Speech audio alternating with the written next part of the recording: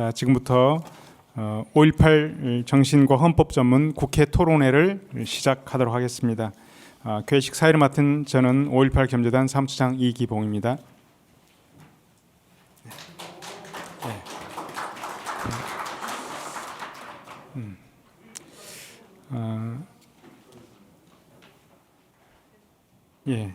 일단 그 휴대전화 무음으로 좀 다시 한번 부탁드리고요. 이번 토론회는 5.18 민주화운동 부상자회, 5.18 민주유공자 유족회, 5.18 민주화운동 공로자회, 5.18 기념재단 국회의원 이용빈 의원이 공동 주관하고 있습니다. 이번 토론회가 있기까지 여러모로 도움을 주신 이용빈 국회의원님께 감사드립니다. 자, 지금부터 5.18 정신 헌법 전문 국회 토론회를 위한 국회 토론을 시작하겠습니다. 간단한 의례가 있겠습니다. 모두 자리에서 일어나 주십시오. 앞에 있는 테이크를 향해 국회에 대한 경례. 바로 다음으로 5월 영령과 이 땅의 민주화를 위해 헌신하신 분들, 그리고 최근 안타까운 사고인 12구 이태원 참사 희생자를 위한 묵념의 시간을 갖도록 하겠습니다. 일동 묵념. 바로 모두 자리에 앉아 주십시오.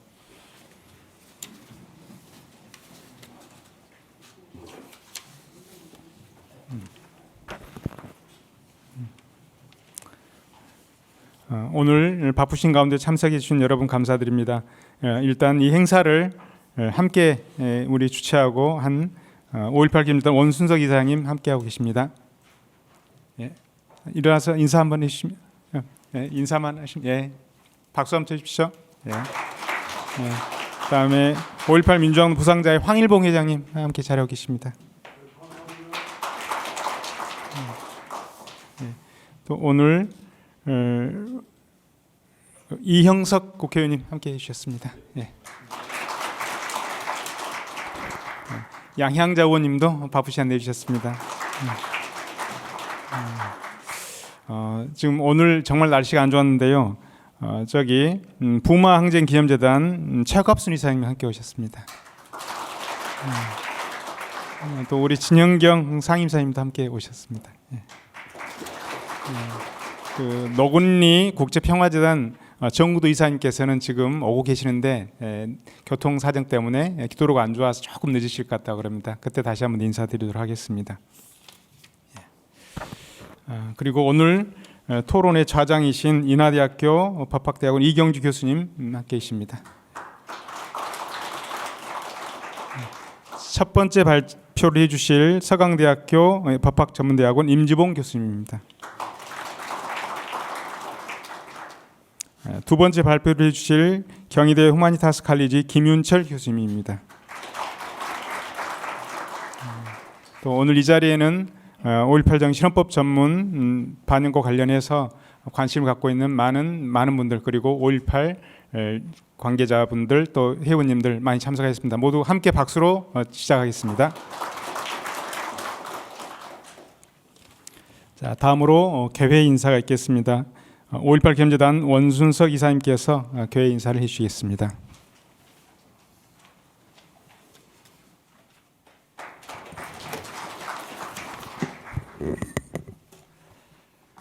안녕하십니까.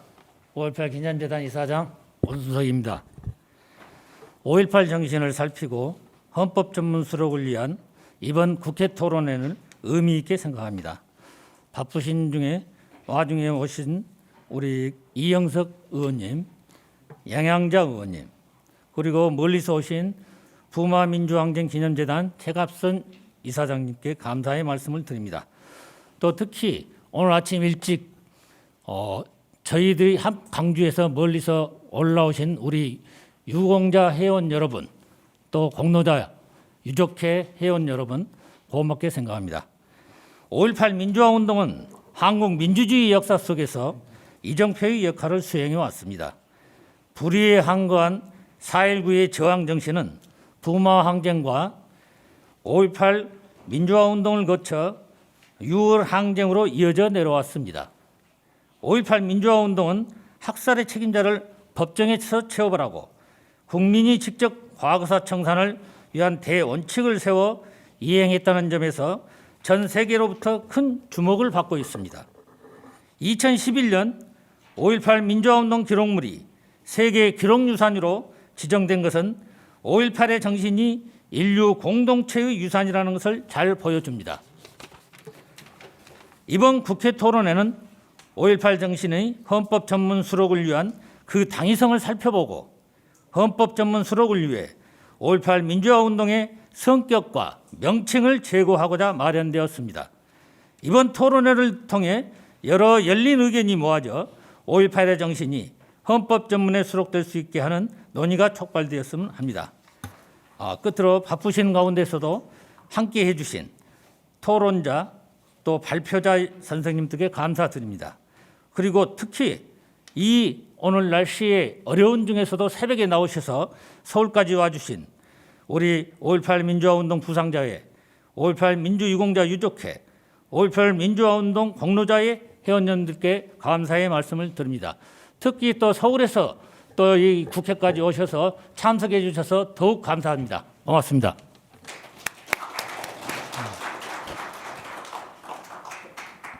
예, 다음으로 격려사가 있겠습니다. 김진표 국회의장님께서 축사를 보내주셨습니다. 김진표 국회의장님 대신해서 조경호 국회의장 정무석 비서관께서 대독해 주시겠습니다.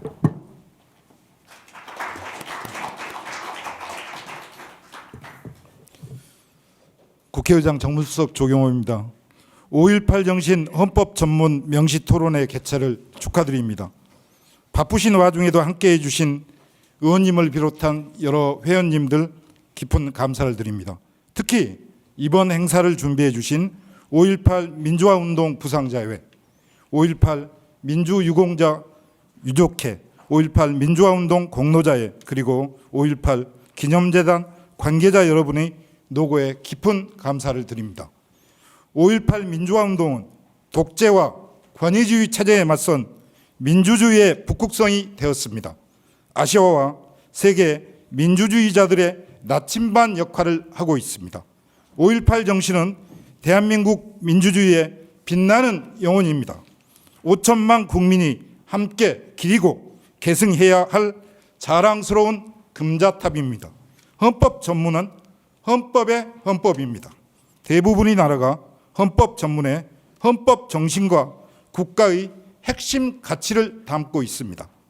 프랑스 헌법 전문은 1789년의 인권 선언을 담아냈습니다. 우리도 헌법 전문에 5.18 정신을 수록해서 국가의 핵심 가치를 온전하게 담아낼 필요가 있습니다. 저는 국회의장에 취임하면서 35년 된 낡은 헌법 체계를 시대에 맞게 고치자는 말씀을 드렸습니다. 특히 5.18 민주화운동 정신을 헌법 전문에 수록하자고 제안했습니다. 여러분께서도 함께 힘을 모아 주실 것을 믿고 당부드립니다. 오늘 토론회가 5.18 정신 헌법 전문 명시를 위한 의지를 확인하는 뜻깊은 자리가 되기를 바람하지 않습니다. 감사합니다. 2022년 12월 15일 국회의장 김진표 대독.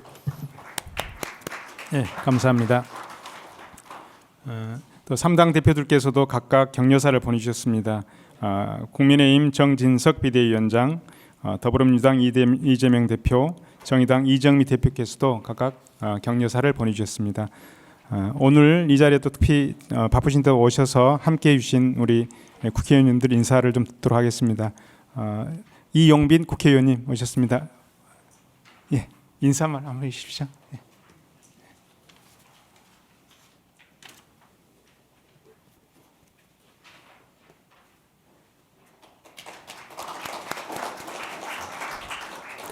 네, 안녕하십니까. 아주 귀한 자리이니만큼 제가 준비해온 축사를 낭독하도록 하겠습니다. 안녕하십니까. 여러분의 대변인 더불어민주당 광주 광산갑 국회의원 이용빈입니다. 먼저 5.18 정신과 헌법 전문 국회 토론회 개최를 정말 뜻깊게 생각하고 환영합니다.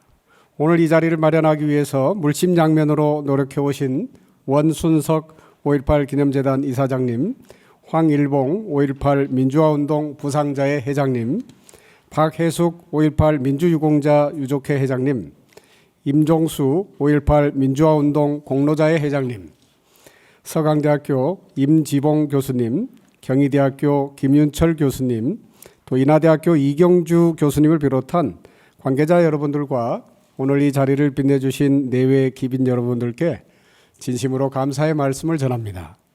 5.18 정신은 광주 시민들의 자부심이자 명예입니다. 평범한 일상을 보내던 사람들이 잔혹한 살상을 행했던 국가폭력에 저항하며 두려움을 이겨내고 함께했던 참여와 투쟁으로 계엄군의 무자비한 폭력에 맞섰습니다. 민주주의의 기틀이 된 5.18을 책임있게 계승해 나가는 것이야말로 우리의 후손과 나라의 번영을 위한 출발점입니다. 오늘 토론회를 통해서 5.18 정신의 헌정사적, 헌법적 가치 및 헌법 전문 수록의 의미가 깊게 모색되어지기를 바라며 또한 이러한 의미 있는 활동들이 지속됨으로써 5.18 정신이 담고 있는 자유민주주의와 인권의 가치가 세계 속으로 널리 퍼져나갈 수 있기를 진심으로 희망합니다. 다시 한번 오늘 토론회에 오신 모든 분들께 깊은 감사의 말씀을 드리면서 저도 이곳 국회에서 5.18 정신을 대한민국 민주주의의 DNA로 만들어가는데 최선을 다하겠습니다. 감사합니다. 예, 감사합니다. 우리 와주신 우리 교인님들 또 인사 말 듣도록 하겠습니다. 우리 이형석 의원님께서 격려사 한번 해주십시오. 네, 크게 박수 한번 쳐주십시오. 네, 이영석 의원입니다. 올겨울 들어서 아마 처음 이렇게 폭설이 내리는 것 같습니다. 여의도가 하얗게 이렇게 잠기고 있는데요. 여러 가지 사악한 일들이 좀 하얀 눈에 다 덮였으면 하는 생각을 갖습니다. 지난번 5.18 역사왜곡 처벌법에 대한 성과 분석에 이어서 또 오늘 이렇게 5.18 정신 헌법 전문 국회 토론회가 열리게 돼서 정말 뜻깊게 생각을 합니다.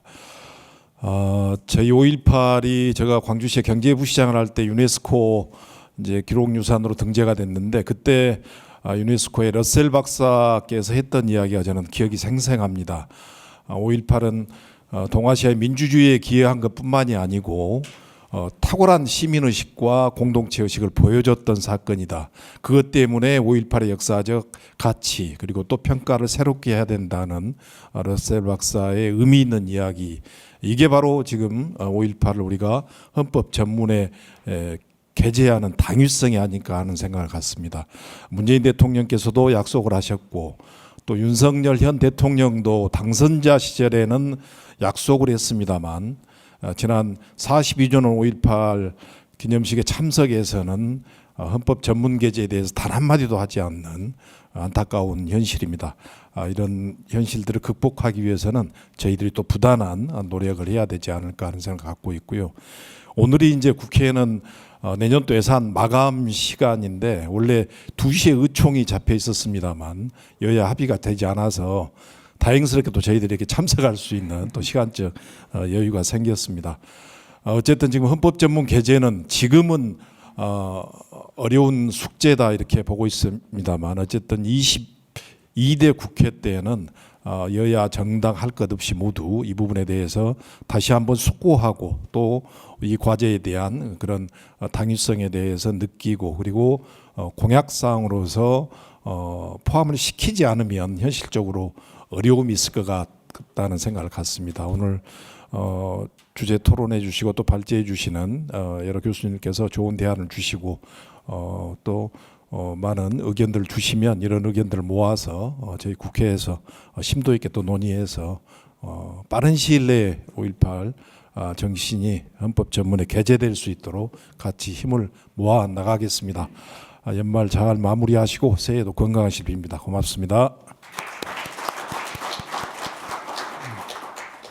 네, 바쁘신 가운데도 참여해 주신 우리 양향자 의원님 또 인사 말씀 듣도록 하겠습니다. 박수로 크게 한번 쳐주십시오. 예, 광주 서구울 양향자입니다. 오늘 5.18 정신과 헌법 전문 국회 토론에 이렇게 오시느라고 정말 고생 많으셨습니다. 이 추운 날씨에 광주에서부터 이렇게 올라오시는데 얼마나 그 길이 좀 멀었을 것 같습니다. 그런데 오늘 이 국회 토론회를 하고 나면 바로 헌법 전문 수록이 결정됐으면 좋겠습니다. 이미 수록되고도 남았어야 될 이 5.18 정신이 이렇게 국회 토론회를 지속적으로 열면서 이런 노력을 더 이상은 이제 하지 않았으면 좋겠습니다. 바로 수록이 좀 됐으면 좋겠다는 그런 희망을 가져봅니다. 광주는 대한민국 민주주의의 심장이자 거룩한 역사입니다. 이 5.18 정신은 보수 진보를 넘어서 그리고 진영과 이념을 초월해서 또 남녀노소 지역을 넘어서 세계 보편적 가치로 함양되는 그날까지 저희도 열심히 노력을 하겠습니다. 5.18 정신이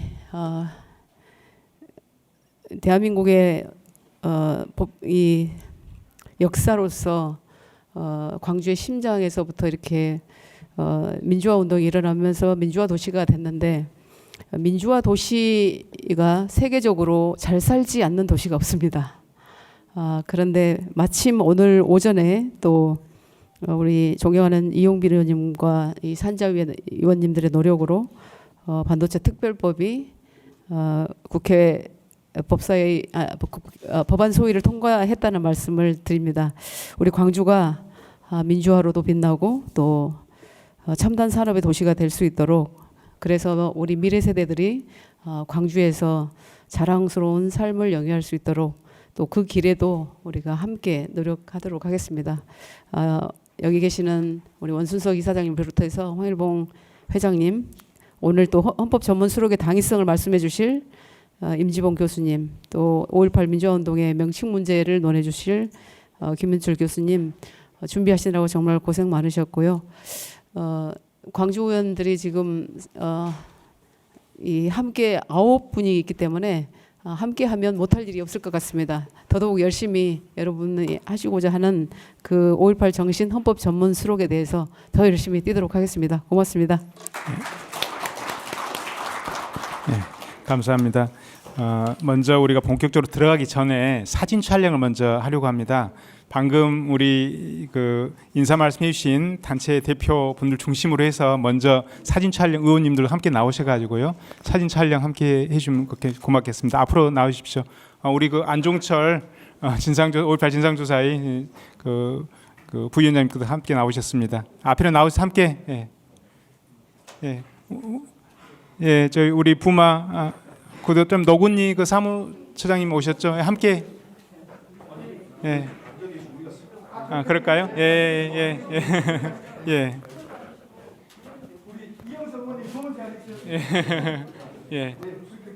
의원님들 그렇게 마스크는 벗고 찍으시는 게 좋을 것 같습니다.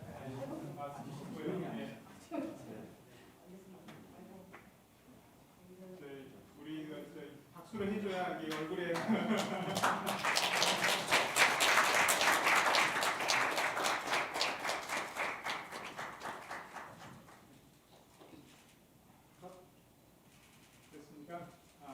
뭐 이게 파이팅 한번 하겠습니다. 자, 파이팅 한번 하겠습니다. 파이팅.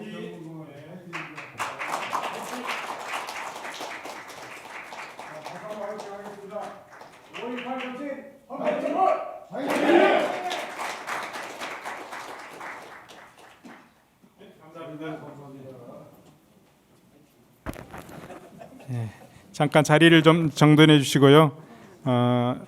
일부 좀 전체 이 토론회를 맡게 될 좌장이면서 그 2부 사회를 맡게 될 이경주 교수님을 소개해 드립니다. 현재 인하대학교 법학 전문대학원 교수로 계시고요. 일본 히토스바시 대학에서 박사학위를 받으시고 일본의 사법권, 독립과 민주화 그리고 동북아시아 지역 공동체와 평화권 등 다수의 연구를 진행하셨습니다. 자, 이경주 교수님을 소개해 드립니다.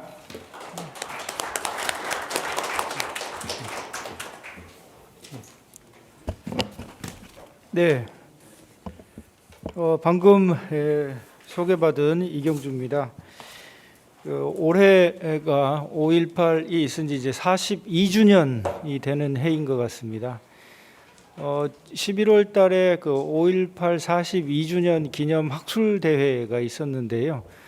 42주년이 되다 보니까 5.18을 이제 다양한 각도에서 재조명하고 또 5.18 정신을 승화하기 위한 여러 가지 노력과 작업들이 진행되고 있는 것 같습니다.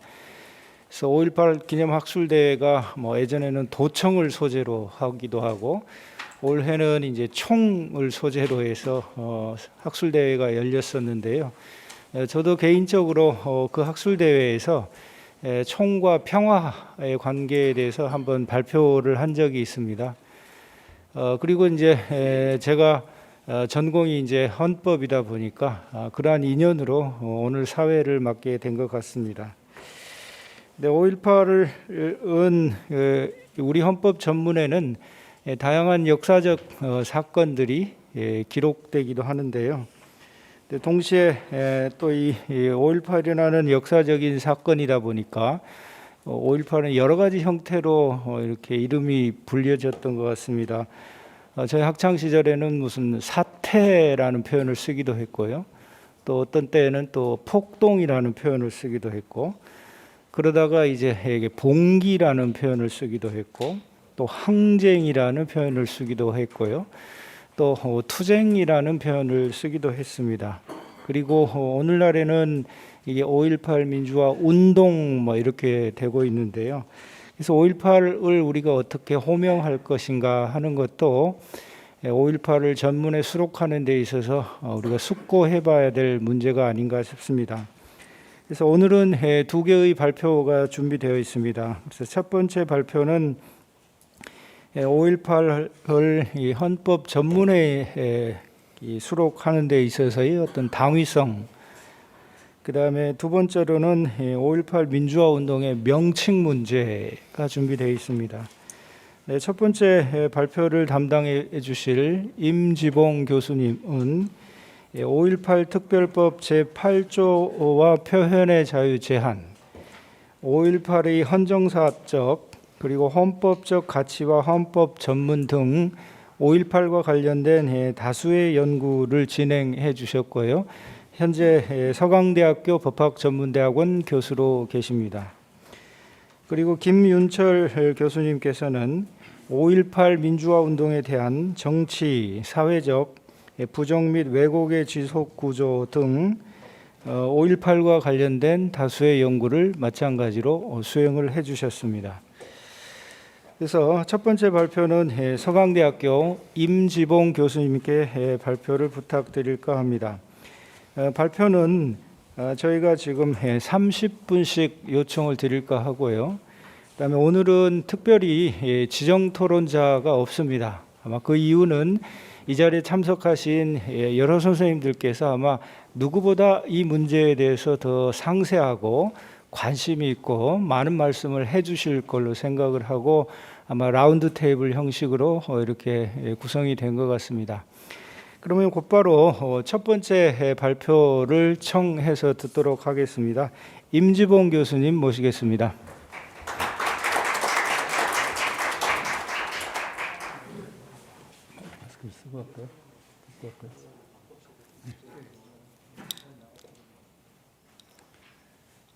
예, 반갑습니다. 방금 소개받은 서강대 임지봉 교수입니다. 예, 우선 이렇게 뜻깊은 자리에 발제자로 초청해 주셔서 감사드립니다. 제가 오늘 여러분들과 함께 나누고자 하는 이야기는요, 이 5.18 정신의 헌법 수록의 당위성에 관한 것입니다. 지금 사회를 보시는 이경주 교수님과 저는 이제 헌법이라는 걸 공부하는 사람들이거든요. 우리 대한민국 헌법, 현행 헌법이요, 지금 요렇게 요 소책자에 이제 조문화되어 있습니다. 예. 길지는 않죠. 예. 전문이 있고요. 그다음에 본문이 있는데 본문은 130개의 조항들로 이루어져 있는데요. 예, 다른 외국의 헌법들과 비교해 봤을 때 뭐 분량이나 이런 건 한 약간 긴 편에 속하는 그런 헌법이라고 할 수 있겠습니다. 우선 5.18 정신이 헌법 전문에 수록돼야 되는 당위성에 대해서 이야기하기 전에 헌법 전문이 무엇인가에 대해서 몇 말씀 올리도록 하겠습니다. 헌법 전문이라는 것은 방금 제가 말씀드린 바와 같이 헌법 본문 앞에 위치하는 일종의 헌법의 서문입니다. 서문이고 우리 헌법만 헌법 전문을 갖고 있는 것이 아니고요. 대부분의 외국의 헌법들도 이 헌법 전문을 갖고 있습니다. 특히 이제 2차 세계 대전 이후에 세계 각국에서 헌법 개정을 많이 하는데요. 헌법을 제정한 나라들도 있고요. 예외 없이 헌법 전문을 다 이제 헌법에 두게 되어서 헌법 전문이 이제 현재는 거의 세계 모든 국가들의 빠짐없이 헌법 전문이 수록되어 있다고 할 수가 있겠습니다. 헌법 전문에는 그럼 어떤 내용들이 수록이 될까요? 외국의 헌법 전문이나 우리 헌법 전문도 그렇습니다만 헌법 제정 개정의 역사와 그다음에 그 헌법 제정과 개정을 누가 했느냐. 다음으로 이 헌법 전체 헌법 본문을 관통하는 우리 헌법의 기본 원리 같은 것들을 아주 추상적으로 규정하고 있는 것이 헌법 전문이라고 하겠습니다.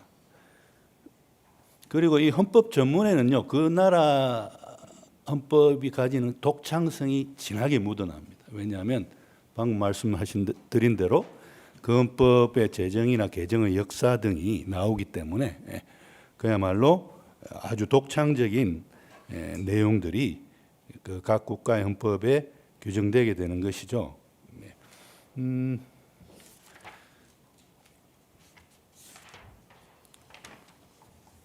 그리고 뭐 우리 헌법에도요 전문이 이 현행 헌법에 있는데요. 우리 헌법 전문의 특징은 꽤 긴데 이게 하나의 문장으로 되어 있다는 겁니다.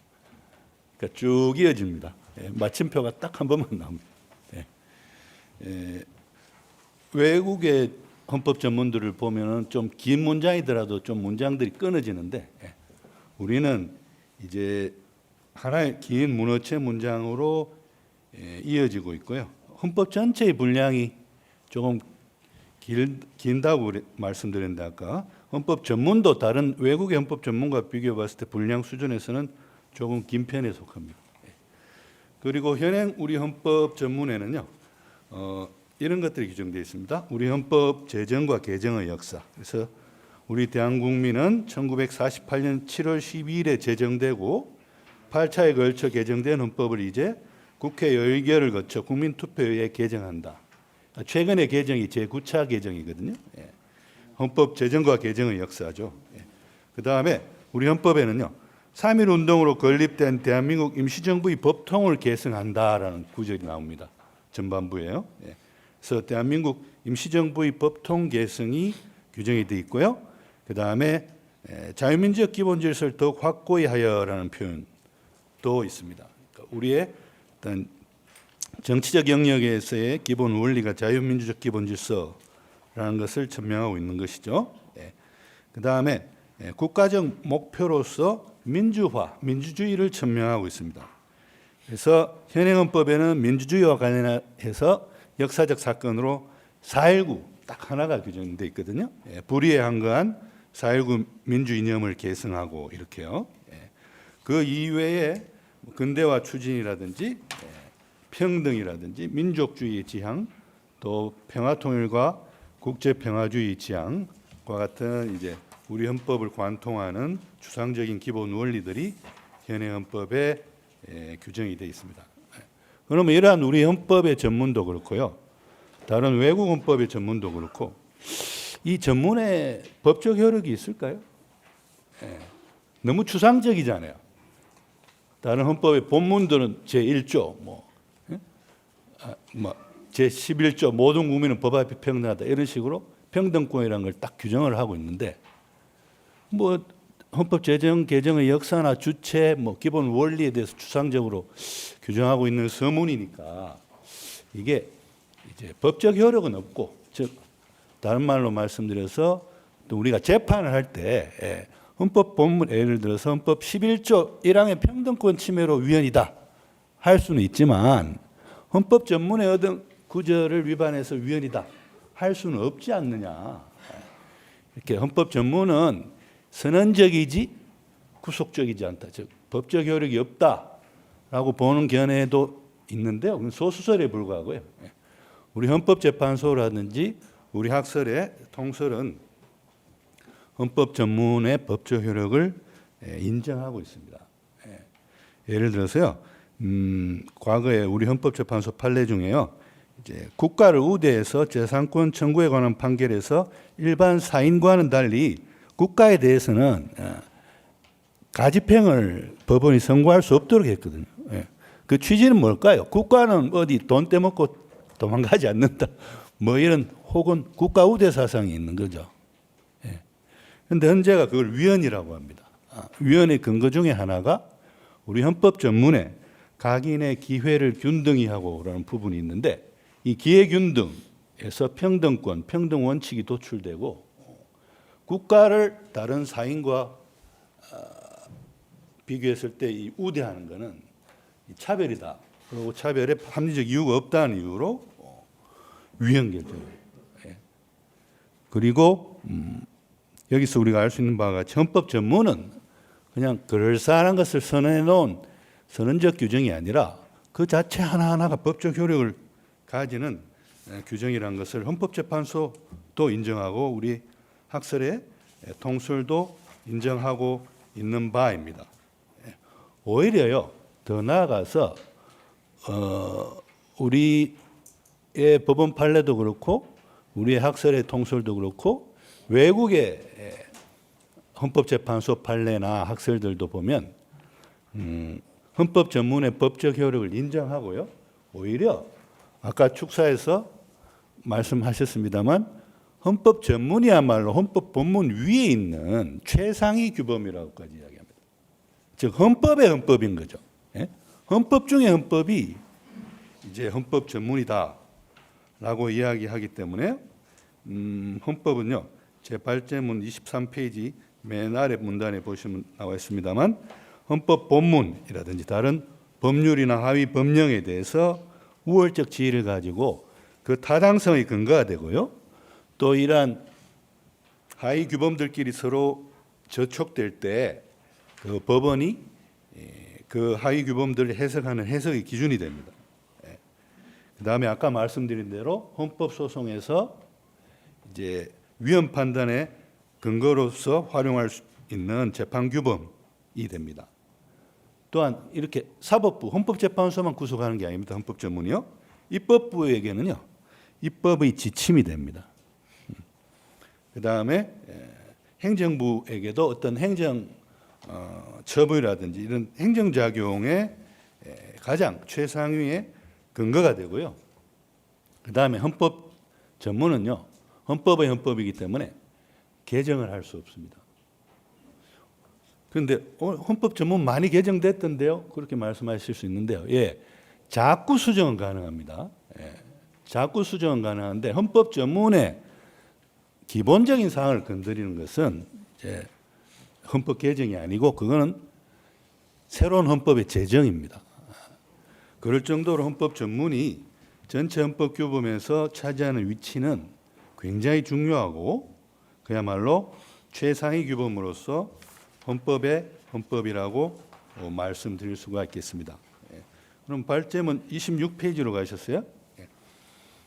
이제 조금 범위를 좁혀서 헌법 전문에 대해서는 제가 말씀을 드렸고 이 헌법 전문이 아까도 말씀드린 바와 같이 그 국가에 있어서 그 헌법 제정이나 개정의 역사에 있어서 중요한 역사적 사건들이 헌법 전문의 기술이 되는데요. 우리 현행 헌법 전문은 아까도 말씀드린 바와 같이 4.19 민주 이념을 계승하고 4.19만 이제 역사적 사건의 하나로 규정을 하고 있는데요. 이 4.19가 헌법 전문에 규정되기 시작한 것은 1962년의 제5차 기원입니다. 즉 박정희 장군에 의한 그 5.16 군사 쿠데타가 성공하고 이 국가재건 최고회의가 5차 기원안을 마련해서 이제 군사 정권에서 헌법 개정을 감행하게 되죠. 여기서 이제 박정희 대통령이 이끄는 이제 국가재건최고회의 안에 헌법심의위원회에서요. 3.1 운동의 숭고한 독립 정신을 계승하고 이거는 원래 재헌헌법부터 있었어요. 그 뒤에 4.19 의거와 5.16 혁명의 이념에 입각하여 5.16을 붙이려고 4.19를 끌고 온 거죠. 예. 그런 식으로 4.19가 들어갔어요. 그래서 당시 이제 62년 헌법은요, 헌법 전문에서 3.1 운동의 독립 정신과 4.19 의거, 그다음에 5.16 혁명의 세 가지 사건에 동일한 역사적 가치를 부여함으로써 어떤 5.16 군사 쿠데타의 역사적 평가를 굉장히 높이려고 시도했던 것 같습니다. 예. 그런데 뭐 이러한 시도는 뻔히 이제 속성이 보이는 거죠. 예, 보이는데 심지어 그 박정희 군사 정권의 아루라고 할 수 있는 그러한 신군부에 의한 전두환 군사 정권이 또 국보위에서 헌법 개정안을 통과시키는데 국보위에서 헌법 개정안을 만드는데 거기에서도 5.16을 지웁니다. 예. 그리고 4.19도 지웁니다. 같이. 예. 같이 지워버리고 원래는 1212를 넣고 싶었겠죠. 그런데 차마 그건 못하겠고 그러니까 5.16도 지우고 4.19도 지운 거죠. 예. 그런데 다시 87년에 현행헌법으로 개정할 때 민주주의 정신의 대표로서 4.19만 다시 부활시킨 거예요.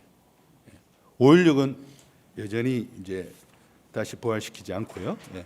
우리 헌법의 역사적 사건으로 4.19와 현행헌법에 유일하게 규정된 이 배경이 이렇습니다. 이런데요. 저는 결론부터 말씀드려서 이제 4.19 옆에 5.18을 붙여야 된다고 생각해요.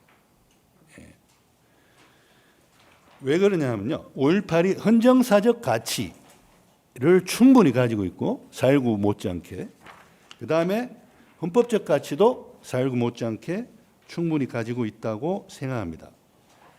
4.19가 1960년대와 70년대 자유주의적인 반독재 민주화 운동의 하나의 상징적 사건이었다면 5.18은요. 그 후 80년대 우리 사회의 반독재, 반외세 투쟁으로 나아가는 결정적 계기를 마련한 사건이고 4.19가 도시 중산층 그리고 대학생들이 주도한 그러한 민주화 운동이라면 5.18은요. 초기에는 학생들 중심으로 전개됐지만 점차 노동자, 농민을 포함해서 시민 전체가 중심이 된 그러한 민주화 운동이거든요. 그러니까 4.19와 5.18은 여러 가지 측면에서 지금 다른 겁니다. 그렇기 때문에 4.19만으로 지금 우리 한국의 민주주의를 발전시킨 사건들을 다 포괄할 수는 없다는 거예요. 그렇기 때문에 5.18이 가지는 이러한 헌정사적 가치 때문에도 5.18을 4.19와 나란히 저는 규정을 해야 한다고 생각하고요. 또 5.18이 가지는 다른 헌정사적 가치도 있습니다. 5.18은요. 5공화국 정권 하에서 5공화국 정권 내내 저항 세력들을 결집시키고 신부의 행동에 보이지 않는 제한을 가함으로써 사실은요. 87년에 전두환 씨가 호언 선언을 하잖아요. 그때 이제 60 항쟁이 일어났고 그 즈음에서 사실은 신군부가 전두환 등이 한 번 더 이렇게 재구태타 움직임이 있었거든요. 그런데 이러한 5.18이 있었기 때문에 미국이 이러한 재구태타에 동의하지 않았던 거예요. 그렇기 때문에 미국이 이러한 재구태타 움직임에 제동을 걸게 된 것. 이것이 또한 그래서 87년 6월 항쟁이 결과적으로 성공할 수 있었던 것. 그것은 다 5.18이 있었기 때문에 6월 항쟁이 가능했던 것이다. 그러한 헌정사적 가치도 가지고요. 그리고 무엇보다도 저는 5.18이 군사정권을 종식시켰다고 생각해요. 5.18이 있었기 때문에 전두환 정권 내내 군사 정권의 전통성은 부정당했습니다. 그리고 이러한 50 군사 정권의 약한 민주적 정당성은 전두환 정권 청산의 당위성으로 연결됐고, 그것이 또다시 87년에 가서 60 항쟁으로 이어졌습니다. 그것도 군정 종식을 통한 이제 국민 직선제 대통령 직선제 개헌으로 이제 나타나게 되었던 것이죠. 예. 그리고 60 항쟁에서는 이 5.18 희생의 정신을 이어받아 꺾일 줄 모르는 전투력을 구사해서 이제 전두환 정권이 이를 손쉽게 제압하지 못하도록 하는 그러한 영향도 주었다라고 생각합니다. 특히 5.18은요, 이런 국내적으로 뿐만이 아니라 국외적으로도 동아시아 국가들의 민주화에 긍정적인 영향을 끼치면서 민주화 전환기의 모범적 사례로 전 세계적으로 평가받고 있습니다. 그리고 무엇보다도 5.18이 있었기 때문에 5.18을 총칼로 유린한 전두환 등이 나중에는 세월이 좀 필요했습니다만 처벌되고 그 형사적으로 처벌되는 사법적 단죄를 받게 됩니다. 그러니까 피를 흘리지 않고, 그러니까 그 단죄될 당시에 말이죠.는 그냥 피를 흘리지 않고 평화적으로 사법적으로 단죄가 됐죠, 이 사람들. 그런 건 세계사에서 사실 유례를 찾아볼 수 없어요. 어떤 거물급 정치인들에 대해 역사적으로 단죄할 때는 혁명기에나 그런 게 가능했지. 5.18이 있고 난 수십 년이 흐르고 난 후에 이렇게 평화적으로 이러한 역사적 단죄, 신군부에 대한 형사적 처벌이 가능했던 이유는 이 5.18이 있었기 때문이다. 따라서 5.18이 우리 대한민국의 민주주의 발전을 위해서 끼친 가지고 있는 헌정사적 가치란 것은 저는 뭐 4.19보다 나으면 나았지 못하지는 않다고 생각합니다. 헌법적 가치에 대해서 좀 말씀드릴까요? 5.18은 40년이 넘는 세월을 통해서 역사적 평가는 이미 내려진 지 오래. 역사적 평가, 항상 역사적 평가를 뒤따라오는 게 뭐냐? 법적 평가입니다. 그래서 5.18에 대해서도 1990년에 광주민주화운동 관련자 보상 등에 관한 법률, 그다음에 5년 후인 95년에 5.18 민주화운동 등에 관한 특별법이 제정돼서 이렇게 신군부들에 대해서 이제 공소시효를 노태우 대통령이 물러난 다음 날부터 공소시효가 시작된다고 함으로써 이 신군부들을 처벌할 수 있는 근거를 만들었고요. 그다음에 그 신군부의 위법 행위에 대해서 법 자체가 이제 인정을 하게 되는 거죠. 그러한 측면에서 봤을 때 5.18에 대한 법적 평가는 이미 법적 평가까지도 내려진 거고요. 그리고 민주주의가 우리 헌법의 기본 원리라는 측면에서 봤을 때 5.18이야말로 우리의 민주주의를 4.19 이후에 한 단계 더 발전시킨 역사적 대상거리다라는 것, 그 이유에 대해서는 제가 앞에서 누누이 설명드렸다고 생각합니다. 그리고 우리 헌법에는요, 제2장에 보면 기본권 규정들이 있어요. 10조 1문이 뭐냐면은 모든 국민은 인간으로서의 존엄과 가치를 가지며 행복을 추구할 권리를 가진다. 그러니까 인간의 존엄과 가치가 사실은 우리 헌법 기본권 규정의 맨 앞에 나오면서 사실은 기본권 중에도 가장 핵심적이고 목적적이고 이념적이고 총칙적인 조항이라고 평가를 받는데요. 5.18은 이러한 우리 헌법의 인간의 존엄과 가치를 지키기 위한 그러한 운동이었다는 측면에서 큰 헌법적 가치를 가진다고 생각합니다. 왜냐하면 5.18 민주화운동에 가담한 광주 시민들에 대한 신군부의 탄압도 굉장히 인간의 존엄과 가치를 해치는 거였죠. 야만적으로 탄압하지 않았습니까? 그리고 광주 시민을 폭도로 규정했어요. 이것도 인간의 존엄과 가치, 광주 시민의 인간의 존엄과 가치에 반하는 거죠. 심지어 그 당시 지금 또 일부는 지금까지도 광주민주화운동을 공산주의자들의 소행으로 낙인 찍는 그러한 입장들이 있습니다. 그러한 데 대항해서 일어선 5.18이야말로 이 헌법 10조 인간의 존엄과 가치를 지키기 위한 그러한 저항권의 행사였다는 측면에서 저는 큰 헌법적 가치를 가진다고 생각하기 때문에 헌법 전문에 헌법의 헌법인 헌법 전문에 이 5.18이 반드시 수록돼야 된다고 생각합니다. 그런데 이러한 5.18을 헌법 전문에 수록하려 했던 시도들이 과거에 없었던 건 아닙니다. 제가 시간을 좀 많이 잡았죠. 빨리 끝내겠습니다. 앞에 두 번 있었어요.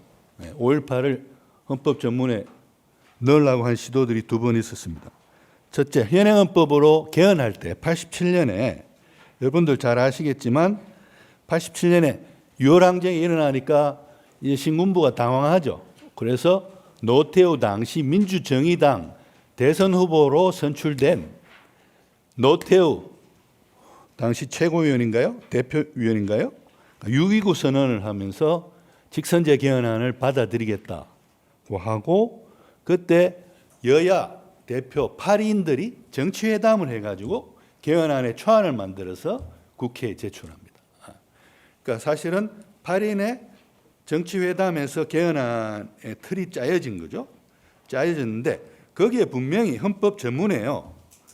그 통일민주당의 시안에 이런 내용이 있었어요. 우리 대한민국은 3.1운동의 독립정신위에 건립된 대한민국 임시정부의 법통을 이어받아 제1공화국을 재건하였으며 4.19 의거와 5.18 광주 의거로 부당한 국가 권력에 대하여서는 단호히 거부하는 국민의 권리를 극명히 하였고, 그러니까 4.19와 함께 5.18이 분명히 전문에 있었거든.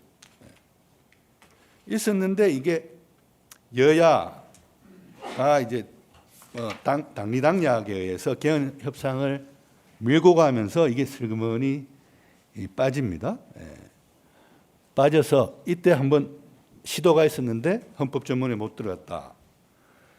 그 다음에 여러 선생님들 잘 기억하시는 바와 같이 문재인 전 대통령은 대통령 후보 시절 내내 이제 개헌을 대선 공약으로 내걸었어요. 그 다음에 개헌의 주요 내용 중에 5대 내용을 주요 내용으로 발표했는데요. 헌법 그 중에 하나가 헌법 전문에 부마항쟁, 5.18 민주화운동, 60항쟁, 촛불정신을 수록하는 것이었어요. 수록하는 것이었는데 일단은 국회에서 이제 개헌안을 만들 때까지 기다렸는데 이제 그때 총선 때 개헌을 위한 국민투표를 국회의원 선거와 같이 해야 이제 이중 선거가 안 되니까 그 시기적인 로드맵이 있었는데 국회가 개헌안을 만든다고 개헌 특위만 구성해 놓고 잘필 안 만들었단 말이죠. 그러니까 대통령이 또 개헌안을 발의할 수도 있거든요. 우리 헌법에 의해서. 그러니까 대통령이 개헌안을 만들었어요. 만들어서 이제 국민헌법 개정 자문위원회라고 해가지고 거기서 이제 어떤 건의안을 올렸고 대통령이 그걸 검토해서 이제 확정을 해가지고 개헌안을 대통령이 발의하는데 외람됩니다만 저도 그 위원 중에 한 명으로 갖고 하필 제가 맡았던 부분이 총괄하고 기본권이었는데요. 예, 그래서 제가 뭐 이런 발표를 그래도 해도 될 것 같습니다. 예, 제가 자세한 내막을 잘 알고 있기 때문에요. 그런데 그때도 촛불은 뺐어요. 예, 부마하고 5.18하고 60은 넣었는데요. 촛불은 뺀 이유가 이제 촛불이 그 당시에 이제 절정에 이르고 있었거든요. 2017년경, 그러니까 그 직전이죠. 그 직전에 절정에 이르고 있었기 때문에 아직은 진행 중인 역사적 사건으로 볼 여지가 있기 때문에 헌법 전문에 명시하면 여러 가지 논란과 갈등을 일으킬 수 있다는 점에서 신중을 기할 필요가 있다고 돼가지고 마지막에서 촛불은 빠집니다. 그리고 부마와 5.18과 60항쟁이 이제 4.19와 함께 나란히 대통령 발의한 개헌안에 이제 들어가게 되죠. 근데 여러 선생님들 잘 기억하시는 바와 같이 우리 헌법에 보면요. 128조인가요? 예. 대통령이나 국회 제적의원 과반수가 개헌안을 발의하면 이래 20일 이상 이를 국민들에게 공고해서 주지시키고 발의한 시점부터 60일 이내에 국회가 의결을 하게 돼 있어요.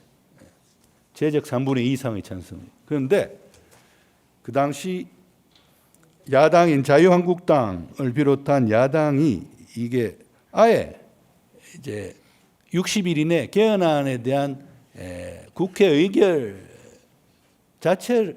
참석 자체를 이제 보이콧합니다. 그래서 헌정사상 처음으로 투표 불성립에 의해서 이 대통령 발의 개헌안이 사실상 부결되는 결과가 되었다. 이 두 가지 참 앞에도 시도가 있었는데 아쉽다 말이죠. 제가 이 두 가지 시도를 말씀드린 이유가 우리가 또 시도만 하고 실패하는 전철을 밟지 말자라는 뜻에서 일부러 제가 이 두 가지 시도들을 자세히 말씀드렸습니다. 그리고요.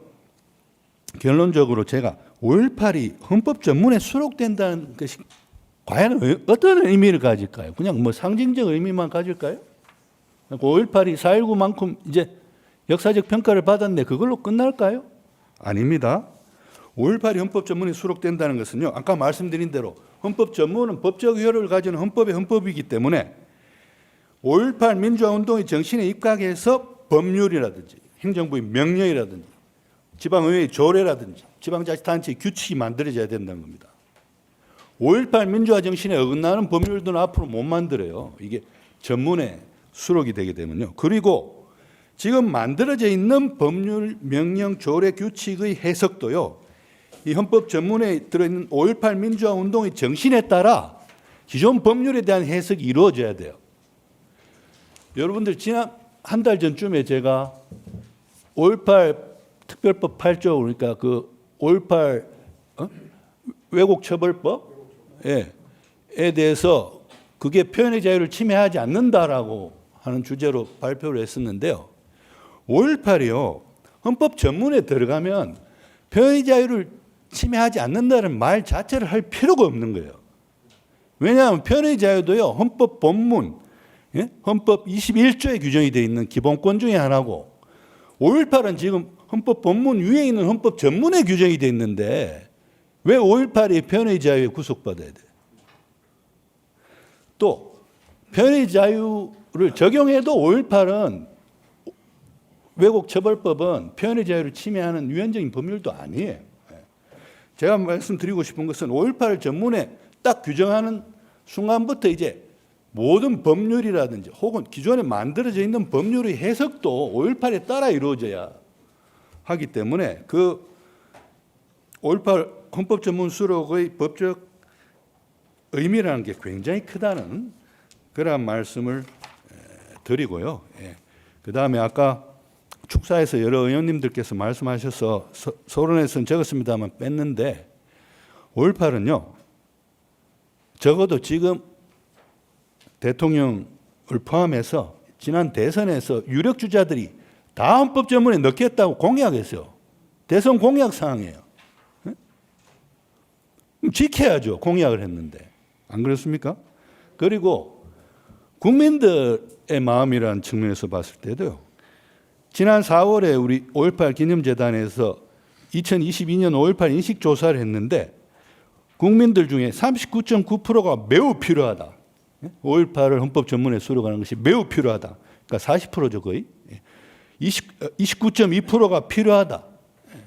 둘을 합치면 69.1%예요. 즉 국민 10명 중에 7명이 5.18을 헌법 전문에 수록하라고 하는데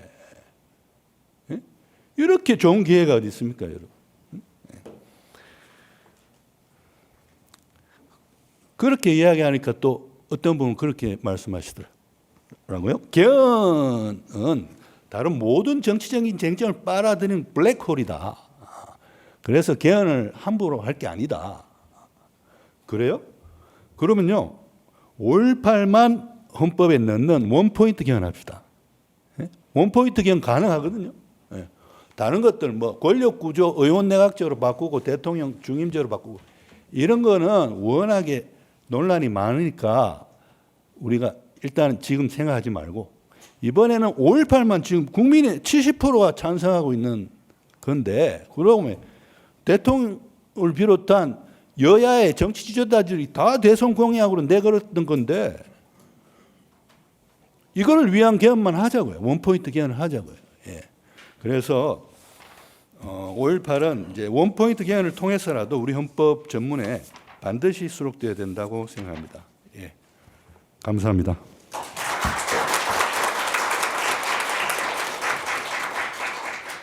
네, 임지봉 교수님 발표 대단히 감사합니다. 시간만 이렇게 준수하게 지켜주신 줄 알았더니 내용도 아주 준수해서 이 5.18이 헌법 전문에 왜 수록돼야 되는가 하는 것을 너무 쉽게 알 수가 있었습니다.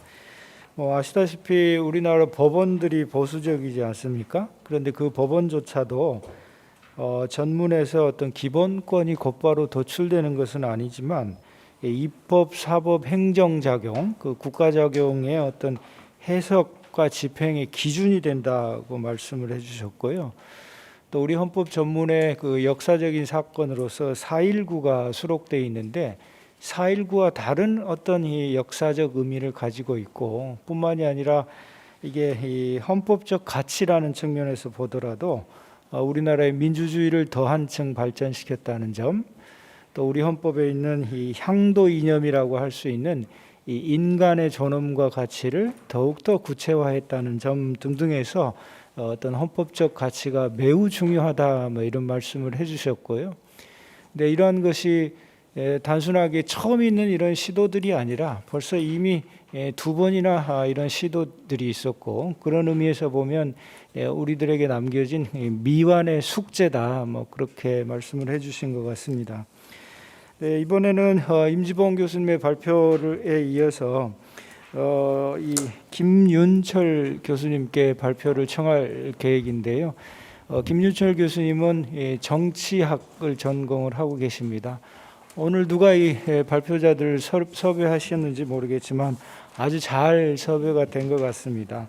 그래서 이 헌법이라고 하는 게 헌법과 정치학이 만나는 영역이기 때문에 또 다른 관점에서 그리고 5.18 민주화 운동의 명칭이라는 측면에서 한번 발표를 청해 듣도록 하겠습니다. 김윤철 교수님 큰 박수로 맞이해 주십시오.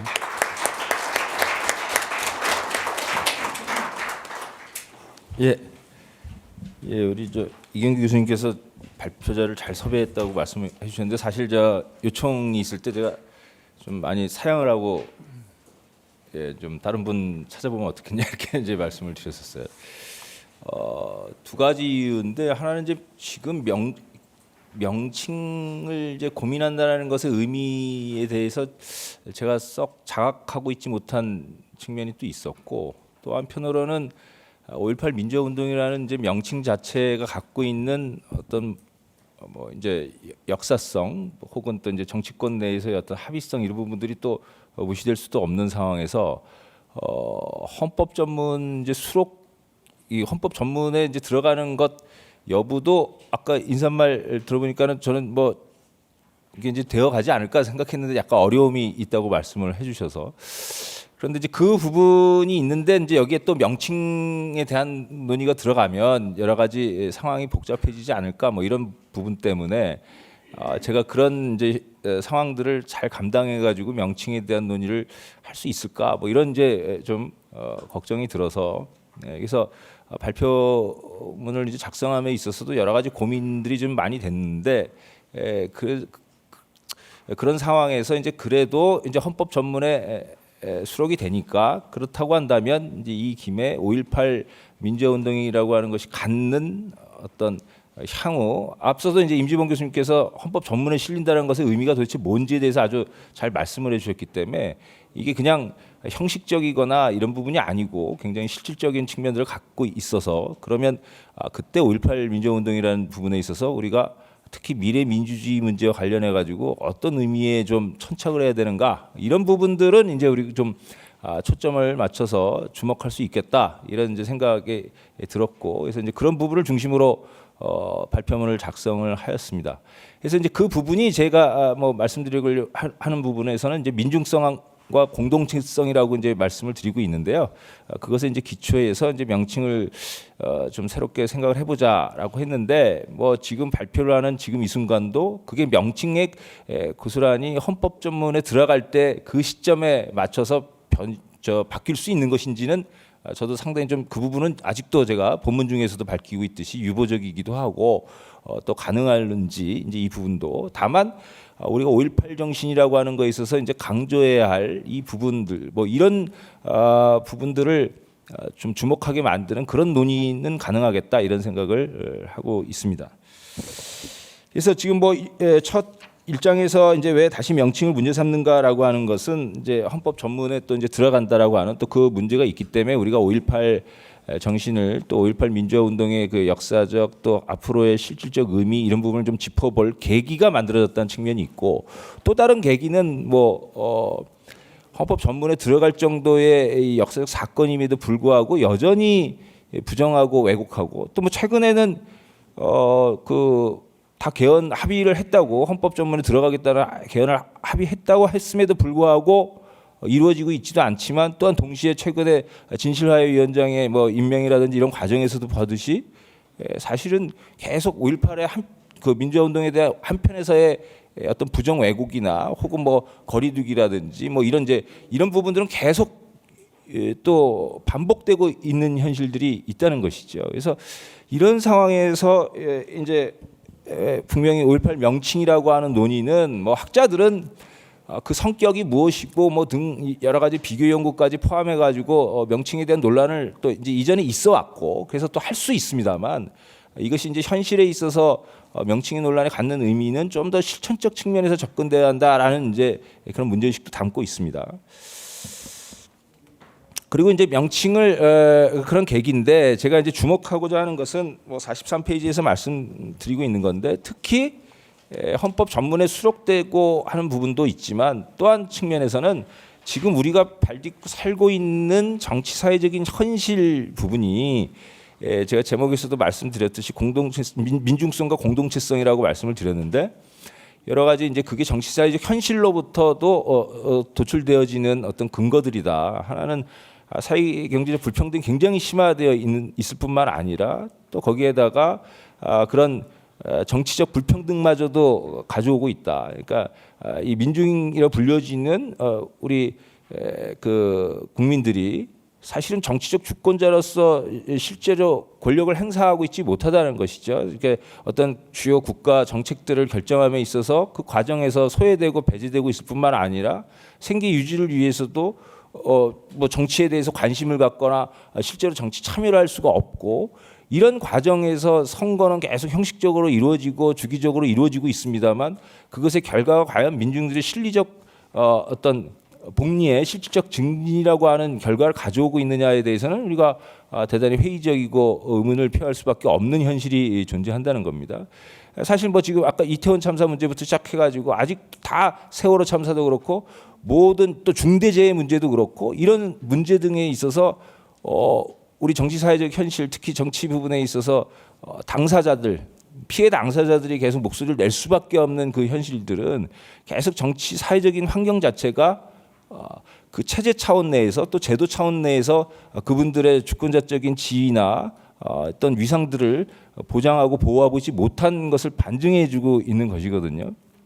그러니까 이런 현실이 있을 때에도 우리가 민중성이라고 하는 부분들은 민중들이 실제적인 주권자로서 위상과 권한을 행사할 수 있게 돼야 된다. 그때 이제 바로 5.18 정신이 우리에게 알려주는 굉장히 중요한 의미가 있다라는 것이고 또 한편으로는 그런 경제적 불평등도 심화되고 정치적 주권 행사하지 못하는 가운데 사실은 대한민국 헌법에도 민주공화국이라고 하고 있습니다만 이 공화라는 개념 자체가 단순하게 왕이 없는 정치 체제만을 얘기하는 건 아니고 공화 그야말로 함께 조화롭게 잘 살아갈 수 있어야 되는데 그런 질서들이 완전히 이제 깨지고 있다. 그래서 뭐 사회 해체론이라는 말도 나오고 있고 이런 상황일 때 또 5.18 정신은 공동체성이라고 하는 의미를 갖고 우리에게 미래 민주주의적인 어떤 그 자원이나 이런 부분들을 제시해주고 있다. 그래서 헌법 전문에도 수록되어야 되지만 정치사회적 현실 부분 내에서 그런 민중성이라든지 공동체성 부분이 구현되고 있지 못한 측면 이때 이제 5.18 정신뿐만 아니라 5.18 민주화운동이라고 하는 역사적 사건이 현실적으로 굉장히 영향을 줄 수 있고 기여할 수 있다라고 하는, 또 그것도 또 헌법 전문에 실릴 때 어떤 법적 효과나 이런 부분까지 이어지고 이런 부분을 말씀해 주셨기 때문에 임지원 교수님께서 그런 부분과 연결되어지면 5.18 정신이라는 건 결코 지금까지 주로 이렇게 과거의 사건이거나 또는 때 되면 형식적으로 의례를 치르고 혹은 그 과거에 있었던 어떤 여러 피해 사항이나 이런 부분들 보상해야 된다거나 이런 부분들로만 접근할 수가 없는 그런 문제다, 이렇게 보여지는 거죠. 그럼에도 불구하고 제가 이 장에서 말씀드리는 것은 이 5.18 민주화 운동이 갖고 있는 여러 정치 사회적 그 현실과의 성격 부분이 단순하게 지금의 정치 사회적 현실에 국한되어 있지 않고 이 사건을 지금 또 계속 부정하고 왜곡하고 있는 현실들, 이 부분이 현재의 정치적 환경과 연결되어 있다는 겁니다. 그러니까 그렇게 헌법에도 수록하겠다고 하면서도 진실화위원장 같은 사람, 그런 분을 임명하고 할 수 있는 이런 정치적 구조, 또 정치가 돌아가는 정치 경쟁의 원리, 이 부분을 계속 작동시키는 환경이 있다는 겁니다. 그 환경에 대해서 조금 이제 이론적인 부분의 바탕에서 말씀을 드리고 있는데, 일단 5.18 민주화운동이 갖고 있는 그간의 논의는 대단히 이제 성격 논의에 이제 치중되어 있었는데, 그 성격이 명칭에 다 반영되지도 않을 뿐만 아니라 또 그 성격을 반영해 가지고 명칭을 정하거나 헌법에 수록할 건지 말 건지를 결정하는 게 다 사실은 이게 정치적으로 결정되었다는 거죠. 그래서 우리가 지금 이 5.18 민주화운동을 둘러싼, 이 사건을 둘러싼 정치적 여러 그 공방이라든지 이런 부분의 구조적인 특성들을 우리가 좀 잘 알아야 앞으로 헌법 전문에 수록하고 또 한 그 정신을 민중성이나 공동체성이라는 것을 잘 계승하거나 또 혹은 미래민주주의적인 부분으로 영향을 주기 위해 할 때도 현실의 정치 구조나 이런 부분에 대해서도 우리가 잘 고민을 해야 한다는 겁니다. 그러니까 끊임없이 간단하게 말씀을 드리면 5.18 민주화운동을 계속 부정하고 왜곡하는, 그러니까 이런 세력들의 지지나 혹은 그 5.18 민주화운동을 적대시하고 훼손하고 폄훼해가지고 정치적 이득을 볼 수 있는 구조가 계속 있다라는 겁니다. 그러니까 이 구조를 해결하지 않고서는 저는 사실 아까 임지원 교수님 또 그 발표를 들으면서 한편으로는 무슨 생각도 들었냐면, 와, 이거 또 한편으로는 헌법 전문에 실리는 의미가 어마어마한데 이거를 알려줬으니 더 안 실으려고 노력하겠구나, 이런 생각도 제가 좀 그런 생각도 좀 들었습니다. 제가 추정컨대 헌법 전문에 수록하자라고 하는데 동의했던 그 부정하고 왜곡한 한편에서는 또 그런데 전문에 수록하겠다 이렇게 약속을 했던 건 제가 봤을 때 헌법적 의미, 이 부분 생각 안 해서 그랬던 것 같아요. 애초에 헌법에 대해서 관심이 없는 분들이라 저는 생각이 드는데요, 그분들은. 근데 여하간에 그런 헌법에 수록하고 그다음 민중성 공동체성이라고 하는 것을 계승해서 미래민주주의 부분으로 가져가려고 할 때 그런 정치 환경들을 어떻게 고쳐야 할까? 그러니까 분명히 지금 우리 이 자리에 계신 의원님들도 계시고 할 때 제가 봤을 때 분명히 전문에도 실어야 되고 그런 민중성이나 공동체성을 계승해서 가야 된다라고 하는 정치 하시는 분들 계시고 의원님들도 계셔요.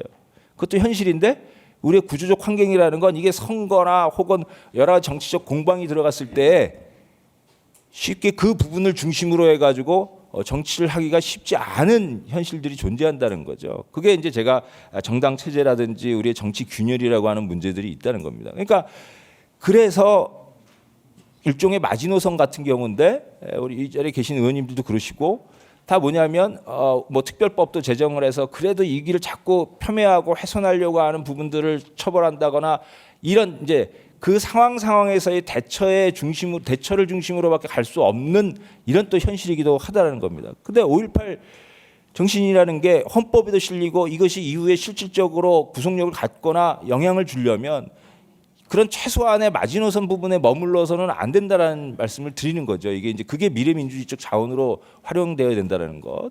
그래서 이 장에서 말씀드리는 거는 이참에 여러 가지 이런 정치 환경 자체나 구조 이런 부분들도 좀 천착을 해가지고 이게 어떻게 개선되고 바뀌어질 수 있는가에 대한 고민들이 좀 진행되어야 하는 게 아닌가. 그러니까 가령 5.18 이 정신을 미래민주주의로 이끌어 가겠다라고 하는 분들을 중심으로 한 뭐 꼭 하나의 당이 아니더라도 일정한 정치 연합이라든지 이런 부분들에 대한 구상도 있고 어떤 또 세력들 간에 여러 이제 그 협력하고 연대하고 하는 부분에 있어서 5.18 정신이라고 하는 특히 그것이 담고 있는 민중성이나 공동체성이라고 하는 부분들이 굉장히 중요한 어떤 연합의 이유라든지 또 협력의 이유라든지 이런 부분으로 작용할 수 있는 이런 부분들은 또 없는가? 그게 이제 헌법 전문이라고 하는 이제 그 계기가 같이 이제 연결되어서 작동을 할 수 있지 않느냐. 그런 면에서는 어떻게 보면 굉장히 지금 회의적이고 이런 정치 환경임에도 불구하고 이 정치 환경의 개선에 영향을 줄 수 있는 것으로서 또 5.18 정신이 작용할 수도 있다라고 하는 생각도 저는 좀 들지 않나 하고 있다라는 말씀을 드리고 싶습니다. 그래서 뭐 결론적으로 3장에서 5.18 민주운동의 이제 새로운 명칭 구상, 어쨌든 명칭 변경에 대한 주문 사항이 있기 때문에 명칭을 어떻게 이제 바꿔야 된다. 아까도 앞서서 뭐 유보적이다라는 말씀을 드렸는데 저는 뭐 이게 헌법 전문에 실리고 실질적으로 영향을 미치는데 명칭 변경이라는 논란이 긍정적인 부분으로 작용할 수 있다면 명칭에 대해서 우리가 생각을 해야 되지만 또 그걸 실천에 옮겨야 되지만 그 부분이 상황을 굉장히 복잡하게 만들고 오히려 또 저는 그런 부분도 있죠. 그러니까 명칭 변경 민중성 공동체성 그러면은 저기 또 이제 이 극우적인 분들 부정하고 왜곡하려는 분들은 또 이제 빨간 사람들이 또 이제 관여를 해가지고 봐라 이제 자유민주주의가 아니라 더 나가갖고 다른 민주주의 가져오려고 하는 거 아니냐 뭐 이런 식의 또 정치적 공방이나 사회적 시비가 있다면 저는 특별히 또 명칭을 가지고 우리가 힘을 소모할 필요가 있느냐라는 차원에서 유보적이라는 말씀을 드리는 거고요.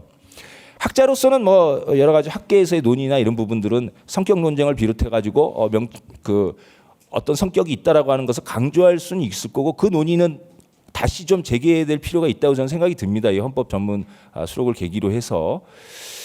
자, 그런 가운데 이제 저는 우선 명칭은 바뀌어야 된다면 주문 하여간 특히 쟁점이 됐던 부분들 중에 큰 부분이 이제 민중성이란 부분 내에서도 학계에서는 이게 이제 단순하게 민중이 많이 있는 게 아니고 시민도 있다 이런 이야기를 했는데 저는 이제 그때 당시에 쟁점이 됐던 그 민중성 논의는 우리가 민중이라는 의미를 너무 특정한 사회과학적인 패러다임에 근거해 가지고 바라봤기 때문에 나타난 현상 아니냐. 사실은 민중과 시민이라는 게 대치되는 게 아니고 아까도 민중의 주권자적인 지위나 역할이라고 말씀을 드렸는데 사실은 그 주권자로서의 지위를 갖고 있는 인구 집단이나 이것을 부르는 이름이 사실은 시민이었던 것이거든요. 그래서 우리가 정치적 주권자로서의 의미로서의 시민, 또 최근에는 시민에 대한 개념이 그런 정치적 주권자로서의 위상을 더 강조하고 있는 상황입니다. 그래서 이미 정치나 주권자 지위로부터 소외되었던 민중들이 또 그런 가치 시민의 지위를 가지고 수행했던 실천이 5.18 민주화 운동이었던 것이고 그래서 이제 민중이라고 하는 부분을 꼭 명칭이 반영해야 되느냐 마느냐의 논란은 우리가 굳이 할 필요가 없겠다라는 말씀을 드리고 있고요. 그다음에 이제 또 우리 한국 정치사의 그 굉장히 굴곡을 대표하고 있는 것 중에 하나가 이제 바로 지역주의 정치인데 이게 이제 명칭에서 광주가 빠지게 된 이유죠. 그래서 저는 근데 뭐 제 개인적인 입장은 여러 학자들 중에서도 그런 이야기들이 있습니다만 장소성인데 역사적 사건에 저는 광주라는 명칭을 굳이 왜냐면 빼가지고 과연 지역주의 정치가 해소가 됐고 그다음에 광주의 고립이라든지 이런 부분들이 그럼 해소가 됐고 그랬느냐. 사실은 명칭에서 빼는 문제의 성격이 아니었다라는 거죠. 앞서 말씀드렸던 정치 구조적인 환경들 끊임없이 광주의 호남을 고립시키면서 정치적 이익을 볼 수 있게 있었던 그 정치 구조와 환경 때문이었다라는 거기 때문에 광주라는 명칭이라고 하는 건 역사적 사건이나 그 다음에 또 헌법 전문 뭐 그것도 이제 꼭 헌법 전문에 광주에 들어가야 된다. 근데 저는 뭐 개인적으로 광주라고 하는 부분이 분명히 표현돼야 된다고 생각을 하는데 두 가지 이유 때문입니다. 하나는 광주가 계속 뺐다고 해서 효과가 나는 것도 아니고 또 한편으로는 역사적 사건으로서 대한민국의 정치 사회경제사 부분 내에 광주가 가는 것은 단순하게 장소성을 갖고 있는 게 아니고 민중성의 배제가 가장 극단적으로 나타난 그래서 일어났던 사건이다라고 하는 또한 광주 항쟁이라고 하는 의미의 그 명칭에 들어가 있었듯이 이게 다른 민주화운동과도 다르게 상당히 무장장도 하고 시민들이 처절하게 그러니까 우리 아까 민중군 말씀드렸지만 시민군이라고 부르지 않았습니까? 그러니까 시민군이 되어서 저항했던 사건이라는 거죠. 이거는 한편으로 처절함과 비극성을 보여주는 것이기도 하지만 또 한편으로는 그런 국가 폭력이나 부당한 권력을 찬탈해가지고 민주주의를 압살하려고 하는 세력들에게 굉장히 중요한 경각심을 줄 수 있는 지점이라고 생각하는 겁니다. 저는 그 부분이 지금 굉장히 한국의 민주주의나 이 부분을 봤을 때 지금 현실을 봤을 때 이 와해되어지거나 위기에 있는 민주주의를 봤을 때 대단히 중요한 교훈적 측면을 갖고 있다라고 보여지기 때문에 그래서 이제 뭐 무장투쟁 이런 부분들을 강조하는 부분은 아니지만 6월 항쟁이나 부마 항쟁이나 등등과 같이 항쟁임을 분명히 명확히 부여하고 또 그것이 광주에서 일어났던 또 그리고 광주였기 때문에 일어났던 이 정치사의 어떤 또 사회경제사의 굉장히 직접적인 그런 사건이었음을 좀 명시하고 또 한편으로는 실제로 제가 좀 냉정하게 표현하자면이라고 말씀을 드린 거자면 여러 대학도 마찬가지고 제가 대학 다닐 때만 해도 뭐 학기 초 1년의 시작은 광주로부터 이제 시작을 한 거죠. 저 입말도 광주항쟁이라는 게 더 익숙합니다만 근데 지금 뭐 대학에서도 그렇고 뭐 광주라는 건 한편으로는 또 이 서울을 중심으로 해서 등등 잊혀진 역사이기도 하다는 겁니다. 근데 그들은 또 그들 나름대로 이게 이제 뭐 한편의 역설이기도 합니다만 민주화 운동이라는 게 공식화되고 수용되어진 역사가 되고 그 다음에 또 지방 분권화 이루어지 발전하고 이러면서 각 지역들이 민주화 운동의 경험마저도 각 지역의 특성과 이 부분을 나타내어지는 상징과 혹은 여러 지역 발전의 자원으로 또 활용을 하고 있거든요. 이런 현실에서 광주항쟁이라고 했을 때 5.18 민주화 운동의 정신을 계승하고 할 수 있는 주도 혹은 또 주 책임은 저는 광주에 있을 수밖에 없다고 생각을 합니다. 또 그간에 그렇게 잘 수행을 해왔고 그래서 이것이 이제 광주로부터 어떻게 세계화되고 모아야 된다라고 할 때 이 광주라고 하는 부분들이 명기되어지는 것들 이 부분들의 필요성도 저는 의미가 있다고 보고 있고요. 그래서 뭐 저는 광주 항쟁 뭐 이런 명칭이었으면 좋겠다고 생각되는데 역시 앞서도 말씀드렸듯이 이런 명칭적인 반영이 또다시 학계를 포함 학계는 그래도 괜찮은데 정치권을 중심으로 해가지고 또 아주 심대한 논란을 일으키고 공방을 가져오면 저는 그런 부분들을 굳이 진행할 필요는 없다고 생각을 합니다. 그래서 또 뭐 마지막으로 이제 5.18이라는 이름인 부분인데요. 저는 5.18이라고 하는 이게 입말 아주 자연스럽게 5.18로 불려지기도 하고 오늘 토론의 제목도 이제 5.18 그 다음에 이제 5.18 민주화 운동이라고 하는 공식 명칭을 쓰기가 좀 어려운 그런 문맥 속에서 우리가 5.18 정신이라고 그러고 5.18이라고 이렇게 그냥 부르기도 하고 그러거든요. 그래서 5.18이라고 하는 상징 이 부분들을 바꾸긴 되게 쉽지는 않겠지만 적어도 이제 5.18에만 있는 게 아니고 5.18부터 하나의 쭉 긴 과정 속에 광주 항쟁 또 뭐 이 정신이 담겨져 있다라고 하는 그런 부분들을 상기하고 할 필요는 있지 않느냐라는 생각을 해봅니다. 자 그리고 뭐 이제 결론적으로 명칭의 변경이나 그 자체로 이제 이 변경의 취지가 충족되는 것은 아니기 때문에 또 임지범 교수님께서도 이제 제가 주장했던 논문이나 이런 부분에서 말씀 드렸던 부분을 주로도 이렇게 또 달아주셔서 역시 결국 정치 환경 구조들을 바꾸고 그 다음에 이 5.18 정신이 실제로 미래 민주주의의 부분에 또 그리고 민중성이나 공동체성을 구현해가는 어떤 실질적인 정책이라든지 이런 부분으로 연결되어질 때 저는 헌법 전문에 수록하자고 하는 큰 사회적 힘이 만들어져야 된다고 보거든요. 그러니까 여론조사의 70% 이상이 찬성하는 것 이 부분을 넘어서서 이 5.18 더 이상 부정하고 왜곡하고 이런 건 이제 더 이상 이렇게 갈 수는 없다. 법만으로 이거 5.18 특별법도 잘 실행이 안 되고 있지 않습니까? 그러니까 이런 부분을 감안했을 때 큰 사회적인 어떤 힘과 압력이 행사되어져야 되는데 그것을 위해서라도 5.18 정신에 근거한 민중성이나 공동체성을 구현해가는 그런 실질적인 정책이나 이런 부분으로 연결되어지고 그것을 주도하는 정치 세력들 또 그 정치 세력들의 어떤 형성 그 등장을 가능케 하는 어떤 정치적 환경 이런 부분들이 만들어져야 된다는 생각을 합니다. 그래서 뭐 최근에 또 정치개혁이라는 이름으로 또 이제 뭐 선거제도라든지 여러 제도 변경 관련된 이야기들이 나오고 있고요. 굉장히 중요한 과제입니다만 저는 이런 정치개혁에 굉장히 중요한 정신적 자원이 5.18 민주화운동 또 5.18 정신에 있음을 또다시 좀 주목하고 환기시키는 그런 작업도 저는 필요하다는 생각입니다. 이상입니다.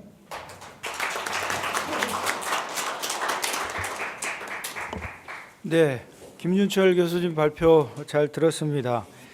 보통 사회자가 하는 역할이 이제 타임키퍼 그래서 이제 시간을 준수하게끔 하는 건데 두 분 모두 너무 시간도 잘 준수해 주셔서 제가 할 말이 별로 없는 것 같습니다.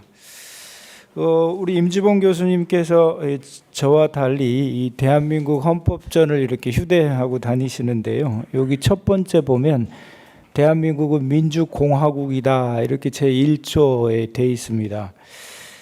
그래서 그런데 이제 문제는 이 민주공화국의 의미가 도대체 뭐냐에 대해서는 정말 논의가 부재한 상황입니다. 우리 헌법 교과서들이 보면 대체로 한 2,000페이지가 넘습니다. 그런데 이 공화의 의미에 대해서는 아마 반 페이지 이상을 쓴 교과서가 거의 없을 것 같고요. 저조차도 사실은 한 페이지를 넘지 못했습니다. 그래서 외국의 어떤 정치 사상가들이나 이런 사람들의 의견을 좀 참조를 해보면 자유롭고 평등한 개인들의 어떤 뭐 결합사회 이게 공화의 의미다 뭐 이렇게 얘기를 하는데요. 그 말을 듣고 나서 한편으로 그럴싸하다. 근데 구체적으로 그게 무슨 내용일까? 이런 의문이 늘 들었는데요. 오늘 그 김윤철 교수님 말씀을 듣고 보니 그거는 다름 아닌 공동체성이다. 그리고 어떤 민중성이다. 뭐 이런 말씀을 해주셨는데요.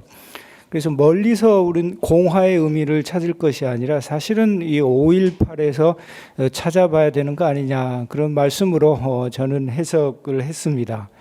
근데 이렇게 해석을 했을 때 우리가 5.18이 그냥 4.19와 어떤 이 차별성을 갖는 측면들을 아까 이제 임지봉 교수님께서 4.19가 이제 반독재 민주화 운동이었다라고 한다면 5.18은 거기에 더 나아가서 반외세 민주화 운동의 가치를 갖는다.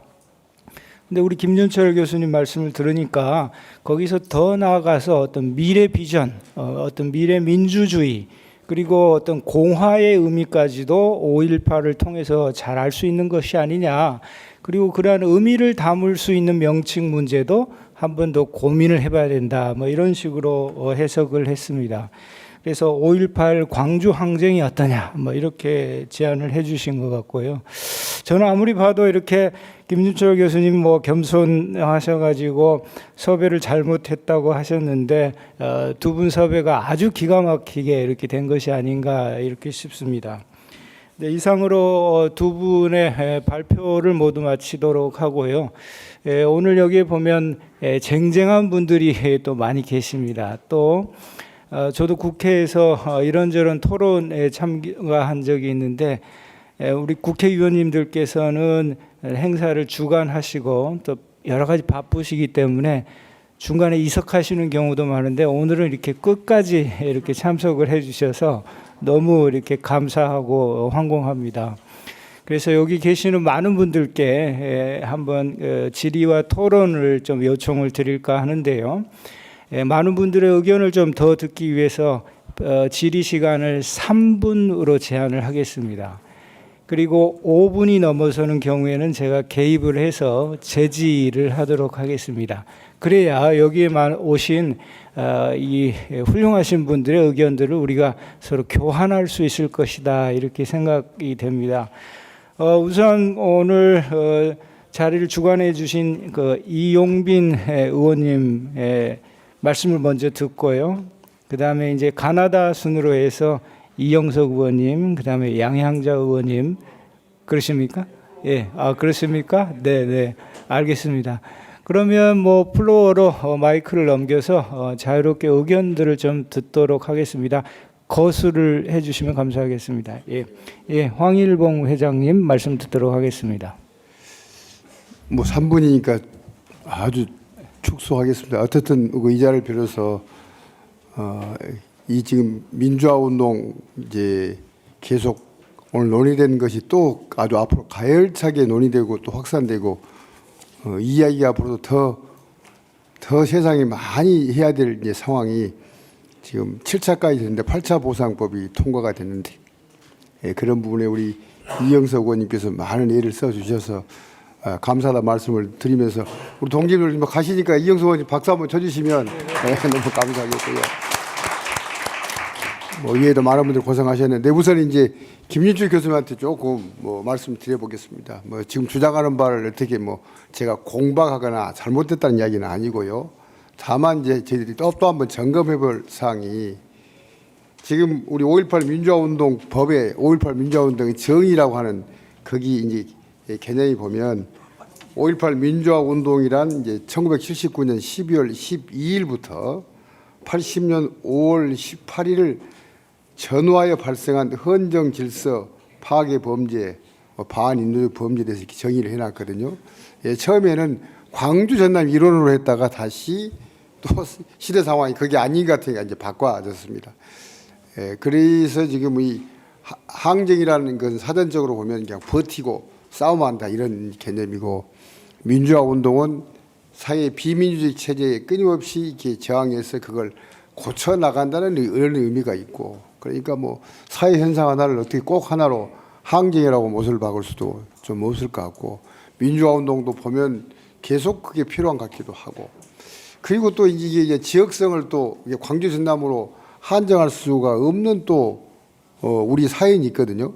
그러니까 제주 4.3이나 여순항쟁은 73년에 만에 겨우 이 세상에 빛을 봤는데 저희들은 10년 만에 어떻든 특별법이 만들어지게 됩니다. 이 배경에는 광주 전남하고 전혀 관련 없는 지역적으로 보면 아주 극한 대결을 벌이는 부산의 김우기 열사가 80년 5월 30일 날 명동성 투신자살에 돌아가세요. 그다음에 6월 9일 날에는 또 김종태 열사가 부산에서 역시 또 분신자살인가 이렇게 합니다. 그 뒤로 거의 9년까지 거의 90년 전반까지 한 10분 되신 분이 전부 분신자살하지는 투신자살을 하게 됩니다. 근데 이 중에 대부분 딱 우리 홍길 열사를 빼놓고 나머지는 전부 외부 분들입니다. 그런데 이분들이 분신하게 된 단순히 혼자서 길거리 가다가 비분 관계에서 혼자 투신한 게 아니고 분신한 게 아니고 수많은 사람들이 모여 있는 여러 현장 속에서 그게 이제 이렇게 사건이 열사들이 투신하고 돌아가셨거든요. 그래서 이걸 광주로 이렇게 한정하게 되면 이게 굉장히 많은 또 야 5.18 우리 광주만 했어? 우리도 전국적으로도 엄청나게 많이 했어. 우리 서울의 서강대학도 오고 뭐 저 충남대학교도 했고 다 했어. 거기서도 돌아가신 분들 지금 이 교장 앞에다가 비석으로 세워놓고 있는 뭔 소리야? 이런 문제가 생길 소지도 있어서 조심스럽게 한번 또 검토를 부탁드리나 말씀드립니다. 예, 이상입니다. 네, 감사합니다. 예, 김윤철 교수님 바로 예. 뭐 저기 황일봉 회장님 말씀 갖고 있는 어떤 타당성 뭐 그래서 사실은 역사적 과정에서 5.18 민주화운동이라고 된 것 같아요. 근데 이제 또 그 한편에서 뭐 정치학자로서 보는데 이제 너무 또 광주를 빼자라고 했던 이제 그 논의를 주도했던 학자들이나 등은 지역주의 정치 얘기하면서 너무 또 수세적인 측면이 있어서 그렇다고 한다면 지금 회장님께서 말씀해주신 방향으로 광주의 5.18 운동이라고 하는 것의 의미를 좀 더 이제 극대화하는 부분이 더 강조되는 방향으로 얘기되면 좋지 않을까 싶고 제가 일단 뭐 광주를 너무 사랑해서 그런 것 같긴 합니다만 알고 있습니다. 예, 직장이나 가서 살아야지 하는 부분에서 이제 광주 생각을 막 또 하기도 했었거든요. 그것도 5.18과 연결이 있습니다, 사실은. 근데 저는 뭐 회장님 말씀이 맞고 이제 학계에서 여러 논의 이런 부분으로는 그런 어떤 또 한편 욕심은 조금 부려보자라는 거였는데요. 광주가 갖는 어떤 이제 정치사에서의 아주 큰 의미, 뭐 이런 부분에 대한 욕심 부분을 좀 담아서 말씀을 드린 겁니다. 예. 네, 제가 좀 잠깐만요.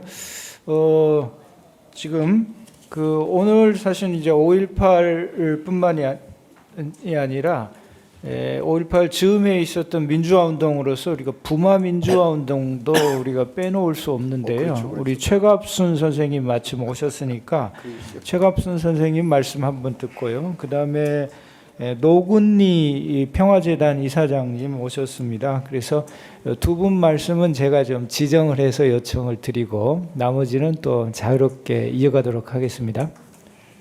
네, 반갑습니다. 최갑순입니다. 지난해 연말에 저희 경남의 동지의 초청으로 광주하고 우리 동지의 쪽하고 교류하는 토론회가 있었습니다. 그 자리에서 제가 감히 이렇게 말씀드렸습니다. 저는 광주를 한 30번 이상 갔다. 광주가 일어나던 시기에 제가 석방돼서 복학해서 교생 실습을 갔다 오는 버스에서 그 사실을 듣고 유언비어라는 방송을 듣고 그 유언비어에서 나오는 내용이 저희가 잡혀갔을 때 자행됐던 내용 그대로 들었어. 그래서 제가 버스에서 저 말이 맞습니다 그러고 내려버렸던 기억이 나요. 저 말 유언비어 아닙니다. 우리 쪽에서도 일어났던 일입니다. 그래서 부마와 광주가 뗄 수 없는 부분이고, 그래서 저희 부마는 광주가 일어나고 나서 저는 광주에 신혼여행을 갔더랬습니다. 부모님한테 제주도 간다 그러고 그랬더니 그 해 신양파크 호텔이 새로 오픈을 하는 날이었어요. 제가 결혼한 12월 6일인가 그랬는데 그때 전두환이 와서 난리가 나서 우리 부부가 경상도 말을 하는데 식당에서 밥을 안 주더라고요. 그래서 택시를 탔습니다. 타고 택시기사한테 불평을 했더니 택시기사가 광주를 대표해서 너무 미안하다. 이런 분들이 이렇게 오셨는데 그러면서 그 총탄 자고 혼자서 무료로 가이드를 해주시겠다고 그래서 아니라고 돈 드리겠다고 다퉜던 광주와 마산이 다퉜던 경험이 있습니다. 그럼에도 불구하고 광주가 밀릴 때 저희는 가서 특별법이고 뭐고 다 얘기하면서 부마를 빼먹었어요. 워낙 컸어. 그리고 부마는 또 자연스럽게 부산에서 정권이 2번이나 나오고 부마 행제 하나도 안 하더라고요. 그 문재인 대통령께서 부마도 전문에 담아준다 그랬을 때 광주와 부마를 안 하게 담아준다. 너무나 아까 임 교수님 말씀하신 그때 생각이 여하튼 뭉클하고 뭐 담아준다는 사실이 담긴 것 같고 그랬는데 너무 안 돼버렸고 무참하게 막 그렇게 됐을 때 짜증도 났습니다. 저건 정말 무책임하고 책임도 지지도 못하고 그 의석을 그렇게 해도 못하고 막 싶고 지금도 그 부분에 좀 안타깝고요. 그럼에도 불구하고 이 자리에 와서 이런 말을 듣는 게 너무나 좋고 저는 광주가 빠지면 안 된다고 생각하는 게 광주라고 좀 파리 뭐 이런 것처럼 광주가 가는 상징성, 마산도 이름 창원도 마산 고쳐야 됩니다. 그래서 그게 이제 앞으로는 로컬 시대에 가야 되는 쟁점이라고 저는 트라우마가 심해서 광주 트라우마 센터를 한 10회 이상 거기서 치유받습니다. 광주에서 버스를 타면요.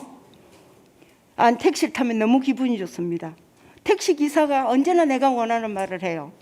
근데 마산에서 택시를 타면 택시 기사가 내가 혹시 TV에 본 적이 있으면 나를 비방하기 시작하면서 막 또 트라우마를 주기 시작합니다. 그래서 저는 그 광주라는 것들을 여기에 넣었으면 좋겠다.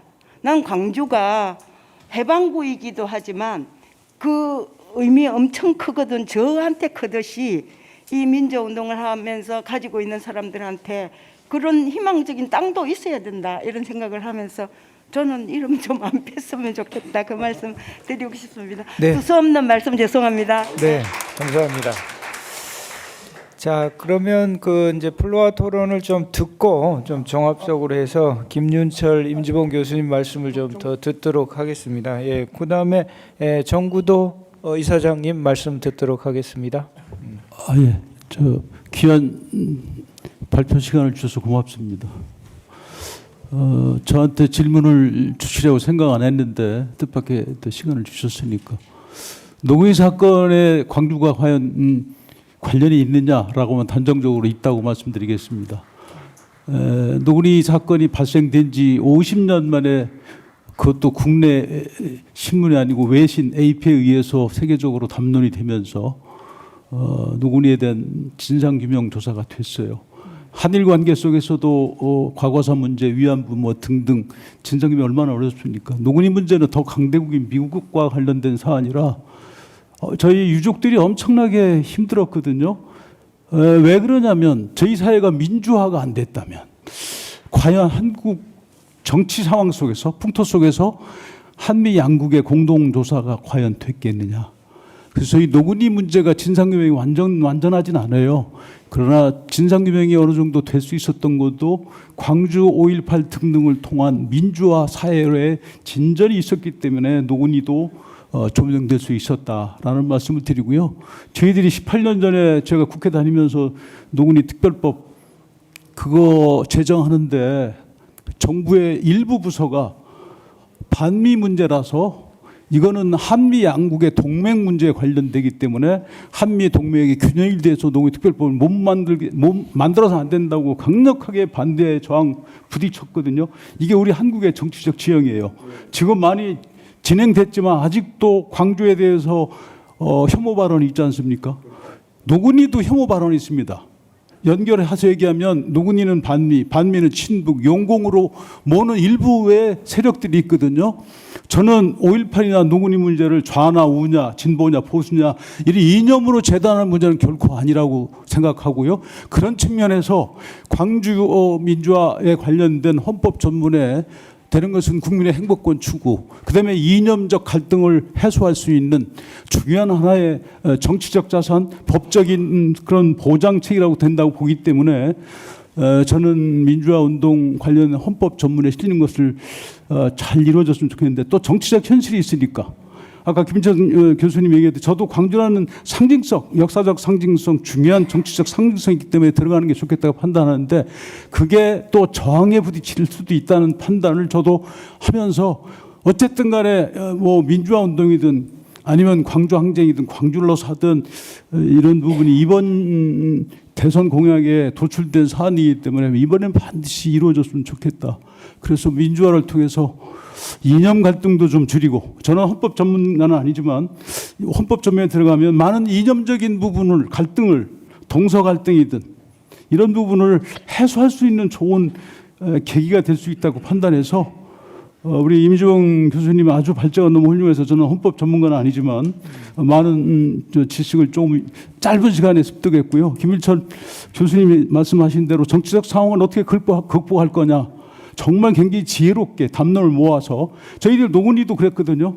반대에 모아서 저희들이 그 법안에 담을 내용들을 사실은 절반 이상을 양보했어요. 그러고서 노구희 특별법을 만들었거든요. 작년에 개정안을 만들었는데 지금 생각하면 18년 전에 일정 부분을 양보를 했기 때문에 노구희가 좀 존재해서 노구희 평화공원도 만들어서 운영하는 걸 본다면 세상인 것은 한 번에 다 안 될 수도 있거든요. 그래서 그런 현실적인 것도 판단하시고 해서 좀 법안이 꼭 개정됐으면 좋겠습니다. 예. 네, 감사합니다. 감사합니다. 네, 예, 선생님 그 성함 말씀해 주시고 잠깐만요. 아까 정구도 선생님 옆에 계신 분께서 손을 먼저 드셔서 선착순으로 하겠습니다. 부터 말하는 게 한 1분만 말씀드릴게요. 네. 좋습니다. 그럼 1분만 부탁드립니다. 나이가 80이 됐는데요. 과거에 이제 광주 민주유공단을 5.18 민주의원으로 바꿀 때 말입니다. 굉장히 논란이 많았어요. 이거 지역화를 시킬 것이냐, 전국화를 시킬 것이냐. 그래갖고 민주로 바꿨는데 이제 새삼스럽게 그거 말을 끊는다는 건 나는 그 자체가 좀 불공스럽고요. 또 현재 체포법을 만들어 놓고 특기 부대 가면 말입니다. 강주를 어떻게 지금 평가합니까? 이것도 한 시정 못 오면서 뭔가 헌법 전문에만 수락되면 못 할 것입니까? 예? 이거 처벌법 만들어놓고도 그 지금 실행이 안 되잖아요. 많은 법 만들어놓고 실행 못하면 뭘 것입니까? 이거 전문에 나는 들어간 것이 문제가 아니라고 봐요. 예? 네. 우선 있는 법도 제대로 지금 실천을 못한 일인데, 예? 그런데 네, 네. 이런 하나만한 난 토론을 안 했으면 좋겠어요. 네, 네. 예, 감사합니다. 이상입니다. 예. 저희가 이제 5.18과 관련돼서는 어떤 상징성을 취할 것이냐 아니면 확산성을 취할 것이냐 뭐 그다음에 이제 헌법을 우선할 것이냐 그다음에 헌법의 하위 법률들의 어떤 실효성을 확산시킬 건가 하는 것은 뭐 오늘 지금 뭐 결정 날 수 없는 굉장히 오래된 그 쟁점들이곤 한데요. 우리 두 분 발표자께 잠시 마이크를 넘겨서 우선 김준철 교수님께는 어떤 상징성과 확산성 뭐 이런 문제에 대해서 한 말씀, 예를 들어서 우리 최갑순 선생님께서 오히려 좀 이름을 붙였으면 좋겠다 등등에 대해서 좀 얘기해 주시고요. 우리 임지봉 교수님께서는 이 5.18이 전문에 수록이 되면 갈등을 오히려 좀 해소할 수 있는 측면도 있다고 말씀을 하셨거든요. 그래서 실제 이제 2018년 개헌안에 참여하셨으니까 그때의 논의랄지, 그다음에 부마 항쟁 등과 관련된 어떤 뭐 이면의 얘기랄지 좀 들려주실 수 있는 얘기가 있으시면 좀 듣고, 그리고 이제 조금 정리를 해서 플로어 토론으로 다시 가도록 하겠습니다. 네. 예, 네. 교수님. 네. 그 얘기는 두 분이 다 하셨다고요. 네. 그러셨어요? 중원부원을 하시려고 그러세요? 아니 그래도 우리서 갈무리를 좀 한번 하고 가야 될 것 같아서요. 없어요. 네. 저희는 시간이 지금 4시까지 충분히 있습니다. 그래서 제가 없습니다. 발언을 4시간 가야 돼요. 그 전에 발언 기회를 드리도록 하겠습니다. 예, 잠깐만 기다려 주십시오. 네, 김윤철 교수님. 예, 뭐 말씀하실 분들이 있어서 간략하게 말씀드리면은 저는 뭐 상징성보다는 하여간 실질적인 민주주의를 지키거나 진전시키는데 5.18 정신이 작용해야 된다고 보고요. 그 다음에 이제 뭐 광주 넣느냐 마느냐 여러 가지. 근데 그 부분들이 또 뭐 상처나 논란이나 이렇게 소모적인 갈등을 일으킨다면 저는 뭐 그 부분을 꼭 이렇게 쟁점으로 삼아야 되느냐. 그리고 좀 이제 여쭤보고 그러면서 만들어가면 되지 않을까 싶습니다. 그래서 이미 또 역사적 과정들 거쳐온 것이기 때문에 그래서 약간 뭐 제가 그 학계의 여러 문제의식 부분 뭐 이 부분들이 좀 이제 반영되고 또 욕심 때문에 그런 아까도 말씀드렸지만 그런 거기 때문에 예 그건 뭐 말씀드려서 또 실제로 추진하는 이제 정치권에서의 여러 이제 그런 중지들을 모아내는 과정을 거쳐갖고 결정될 성질의 문제가 아닌가 이런 말씀드립니다. 예. 네. 임지봉 교수님.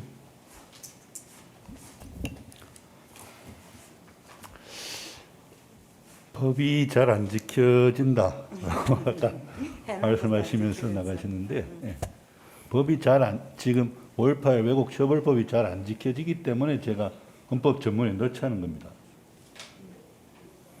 왜냐하면 5.18 왜곡 처벌법 그거 한번 보십시오. 5.18 관련해서 그 허위 사실 유포한 자들을 처벌한다라고 1항에서 이야기해놓고 2항에서 근데 이게 어떤 학문 연구라든지 학술이라든지 혹은 뭐 심지어 시사 사건 역사적 사실에 대한 보도에 관한 거면 처벌하지 못하게 했어요.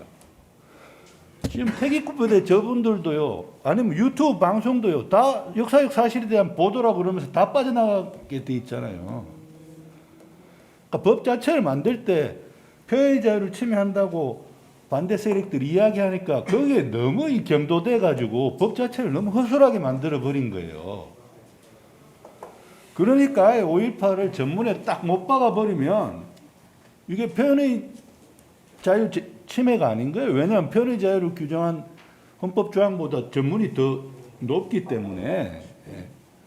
그렇기 때문에 이게 전문에 수록됨으로써 그 5.18 왜곡 처벌법이 이제 그야말로 잘 적용이 되고 이런 길을 만들자고 드린 말씀인데 뭐 법도 안 지켜주는데 전문에 수록하면 많이 식으로 그 화를 내시는 건 그 심정은 저도 이해합니다. 얼마나 답답하시겠어요, 그죠? 그런데 우리가 이렇게 답답할수록 좀 차분하게 이성적으로 생각하면서 해결책들을 풀어나가는 노력을 해야지 너무 뭐 감정적으로 치우친다고 뭐 문제가 해결되겠습니까? 그런 생각을 해봅니다. 감사합니다. 그다음에 오래 기다리셨습니다. 우리 선생님 혹시 소속이 있으시면 밝혀주시고요. 아니면 뭐 성함 말씀해주시고 발언해주시면 감사하겠습니다. 사단법인 네네. 아니, 제가 여기 먼저 발언권 드리도록 하겠습니다. 네, 오랫동안 기다리셨습니다. 네. 사단법인 한말 호남의병 기념사업의 이사장으로 있는 김갑재입니다. 물론 5.18 부상자회 회원이기도 합니다. 오늘 제가 좀 섭섭한 대목이 좀 있는데요, 김진철 교수님하고 실제적으로 명칭에 대해서 역사적 문제가 지금 간과됐어요. 근원적인 얘기를 하지 않고 하니까 상당 부분의 오해가 생기는데, 운동이라는 것은 아시다시피 건강 유지 또는 증진을 위한 몸놀림입니다. 그렇죠? 지금 3.1 운동이라고 한 것은 이승만 정권이 친일 세력을 재등장시키면서 이 법안을 만들면서 정치적으로 용어로 사용됐기 때문에 운동이 됐어요. 혁명이죠. 폄훼된 거죠.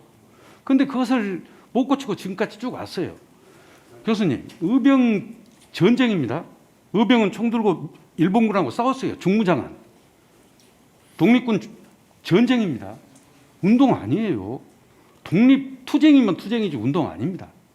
그런데 우리의 광주 민주화 운동이라고 지금 규정돼 가지고 그것을 아무도 비판 의식 없이 넘어가고 있어요. 교수님, 이건 안 됩니다. 원칙을 지켜야 합니다. 이제라도 바꿔야 합니다.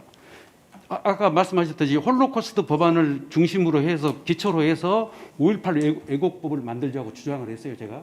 근데 그게 간과돼 버렸어요. 친일을 찬양하고 감싸는 사람들도 처벌하자. 역사애국 특별법을 만들자 했어요. 다 정치적으로 하니까 이렇게 된 거예요. 교수님, 이제부터라도 운동이라는 단어를 쓰면 안 됩니다. 항쟁입니다. 맞서 싸우다. 그렇지 않습니까? 그것을 좀 고려해 주십사. 네, 그 말씀 드리려고. 네, 미안합니다. 감사합니다. 네, 그러면 이따 그 성함 다시 한번 말씀해 주시고요. 네, 마이크 좀 켜주시면 감사하겠습니다. 윤여연이라고 합니다. 네. 예. 시민 운동이 1990년대 이후에 이렇게 되면서 사회 변혁 운동과 생활 개선 활동이 혼재됐습니다. 용어상으로. 그래서 용어가 강단에서 너무 쉽게 변화됐어요. 개량화되거든요. 저도 항쟁으로 바꿔야 된다고 생각을 합니다. 왜냐하면 5.18은 그 자체로서 무장을 하면서 무장한 구인들에 대항했던 가장 높은 수준의 민주화 운동이었다는 생각을 해봅니다. 그냥 두 번째로는 저는 지역성 문제, 1980년대 부마 이전에 여러 항쟁들이 이어져서 부마 항쟁을 거쳐서 사북 항쟁을 거쳐서 서울 항쟁이 될 뻔했는데 그 당시 서울역 해군으로 말미암아서 사실은 강주에서 그런 저항 운동이 생긴 거거든요. 그래서 이 역사성을 어떻게 이렇게 할 수는 없지만 그 당시에 전국적, 전 계층적으로 민주화의 봄의 꿈이 있었습니다. 그것에 대한 온갖 저항들이 있었고 사북도 조그만 문제들에 의해서 사북 시가를 3일 동안을 전가하는 큰 항쟁으로 발전을 했거든요. 근데 그럴 만큼 그 당시에는 모두 다가 어떻게 보면 새로운 세상에 대한 희망들이 있었던 시기였다고 보기 때문에 저는 5.18이라는 개념 자체로 전국적인 의미를 갖는다는 생각이 듭니다. 그래서 5.18 민중항쟁으로 불렸으면 좋겠다. 그다음에 세 번째로는 민중이라고 하는 개념 자체도 그 이후에 보면 그 당시에도 2대 90 또는 2대 84였는데 지금은 5%의 자산 소득의 상위의 사람들이 정치와 모든 부분들을 감당하고 있거든요. 나머지 90%는 다 배척되고 있습니다.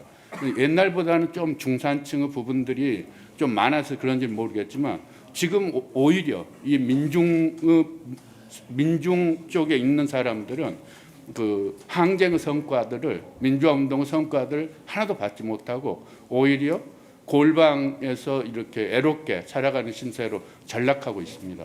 그래서 그런 의미에서 저는 민중의 개념을 반드시 넣어야 된다. 그래서 네. 5.18 민중항쟁 네. 이렇게 있으면 좋겠습니다. 네, 감사합니다. 네. 오늘 여러 가지 이제 의견들을 서로 교환하는 자리인데요. 김갑재 선생님, 그다음에 윤여연 선생님 대단히 감사합니다. 또 그밖에 여러분들이 아까 손을 드셨는데요. 갑자기 또 우리가 자 그러면 우리 김윤철 선생님, 그다음에 임주봉 선생님 또 두 분 토론에 대해서 또 한 말씀 부탁드리도록 하겠습니다.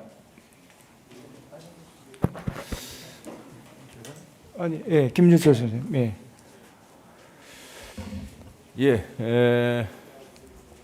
오늘 여러 이렇게 의견 말씀해주신 저는 그 자체가 이 5.18 민주화 운동이라고 이제 지금 공식화된 명칭을 불립니다만 그것이 되게 현재적인 것이고 또 앞으로도 굉장히 이제 중요하게 여러 논의들 이 부분이 또 살아 있고 미래 민주주의의 정신적 자원뿐만 아니라 되게 실질적 힘으로 작용할 수 있는 그런 게 그런 것을 또 확인했던 거 아닌가 싶고요. 그래서 토론회 저는 오히려 약간 그 토론회가 형식적이고 이제 이런 뭐 학자와 같이 하는 토론이 단순하게 형식이거나 의례나 이런 부분으로 끝나는 건 아니고 오늘도 확인했듯이 굉장히 어떤 그 역사 세월 속에 또 묻어져 있는 상처 또 정신 어떤 그 생각들 이런 부분들이 있기 때문에 저는 오히려 토론회는 좀 더 많이 활성화되고 사회적 공론장으로 열려야 된다고 생각하고 제가 뭐 본문에서도 그것이 이제 광주 책임이고 또 잘 수행해 왔다라고 하는 그래서 저도 뭐 이제 서울에서 직장생활하고 학생들을 만나지만 사실 5.18 기념재단 뭐 경희대에서 또 공동 학술대회도 했고요. 그래서 이런 학술대회와 학생들한테 계속 이제 같이 공유할 수 있는 그런 기회 이 마련, 확산 이런 것들을 복원하는 게 저는 굉장히 중요하다고 생각을 하거든요. 그래서 그런 부분들 저도 뭐 또 열심히 이제 그 학자와 학교로서도 하지만 또 한편으로는 정치 사회적인 공간장에서 이렇게 자꾸 이런 논의 또 한편으로는 거기에서 어떤 실질적인 실천 프로그램 이런 부분들의 구상이 좀 논의되는 자리가 계속 마련되었으면 좋겠다는 생각입니다. 감사합니다. 네, 감사합니다. 자, 그러면 뭐 추가적인 플로아 토론이 없으면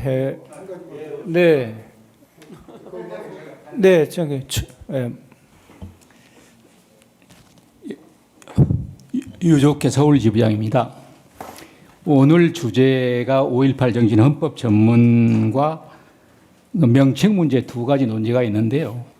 우선 아까 뭐 플로에서 말씀도 계셨는데 제 개인적으로는 두 가지 논제 중에서 우선해야 될 것가 헌법 전문에 수록하는 게 우선이라고 생각이 들거든요. 그래서 모든 일이나 절차에서 쉬운 것부터 해결하고 그 다음에 또 논쟁거리가 있으면 차후에 이렇게 점진적으로 해가는 방향으로 하는 게 바람직하다고 느끼기 때문에 헌법 정신에 먼저 수록하는 게 우리가 전력해야 될 거라 이런 생각을 하고 또 우리 전체 회원들이나 정치권에서도 여기에 집중해 주셨으면 좋겠다 이런 의견입니다. 이상입니다. 네, 감사합니다. 또 다른 의견 있으십니까? 황일봉 선생님. 제가 이제 드린 말씀은 김윤철 아까 뭐 헌법 들어보고 소로하자는 것을 지금 국회의장님께서 뭐 정무수석이 인사 말씀했고 인사말로 마찬가지지만 국회의장 김진표 국회의장이 취임하자마자 5.18 정신 헌법 전문이 넣는 헌법 개헌 먼저 제일 먼저 이야기를 했지 않습니까? 이제 분위기는 어떻든 잘 이끌어갔으면 좋겠고요. 우리 여기 계신 임주영 교수님이나 김윤철 뭐 교수님, 이경 교수님께서 잘 분위기 좀 만들어 주시면 감사하겠고요. 혹시 교수님 이것도 오해하시면 안 되고요. 교수님 쓴 자료 44페이지 쪽에 보면 저희 잠깐 잘 이해하는데 제일 하단 등등에 보면 5.18 민주화 운동은 민주, 반민주, 균열의 갈등을 강화했다 이렇게 하셨는데 이 균열의 갈등이라는 개념을 한번 말씀해 주시고 제가 이해한다면 이것은 민주 대 반민주 전선이 이렇게 강화돼 가지고 투쟁이 강화돼서 민주와 반민주 대립 갈등 투쟁이 심화됐다 이런 표현이신지 잘 이해를 못해서 여쭤봅니다. 그건가요? 그걸 막으려고 하는 후원도 하고 막 이렇게 하려 하다가 폭발을 한 거죠. 아, 그러면 우리 전라도 좀 쉽게 좀 써주시면 감사하겠습니다. 네, 이상입니다. 이상입니다. 네, 감사합니다. 방금 이 황일봉 회장님께서도 말씀하셨듯이 지금 뭐 국회의장께서도 헌법 전문 수록들을 얘기하고 뭐 그런 차제에 아마 이런 토론회가 만들어졌지 않나 싶습니다. 그러나 그럼에도 불구하고 뭐 선후 관계의 문제랄지 뭐 여러 가지 쟁점들이 잠복해 있는 것이 또 5.18 문제이기도 한 것 같습니다. 그래서 오늘 두 분 그 발표를 해주신 것은 여러분들이 의견을 제시를 해주실 수 있는데 그것을 먼저 이렇게 의견을 제시해주는 그런 의미에서 발제라고 할 수가 있습니다. 그래서 이것이 어떤 유권적인 의견인 것은 아니고 또 이러한 의견들을 통해서 플로어에 계신 여러 선생님들의 고견들을 들을 수 있는 굉장히 알찬 토론이 되었던 것 같습니다. 오늘은 주최 측에서도 이제 55분을 기점으로 해서 토론이 좀 마무리됐으면 좋겠다 뭐 그런 의견도 있었습니다. 오늘 날씨도 춥고 그런데도 불구하고 경양 각지에서 이렇게 많이 참석해 주셔서 대단히 감사합니다. 이상으로 오늘 토론회를 모두 마치도록 하겠습니다. 감사합니다.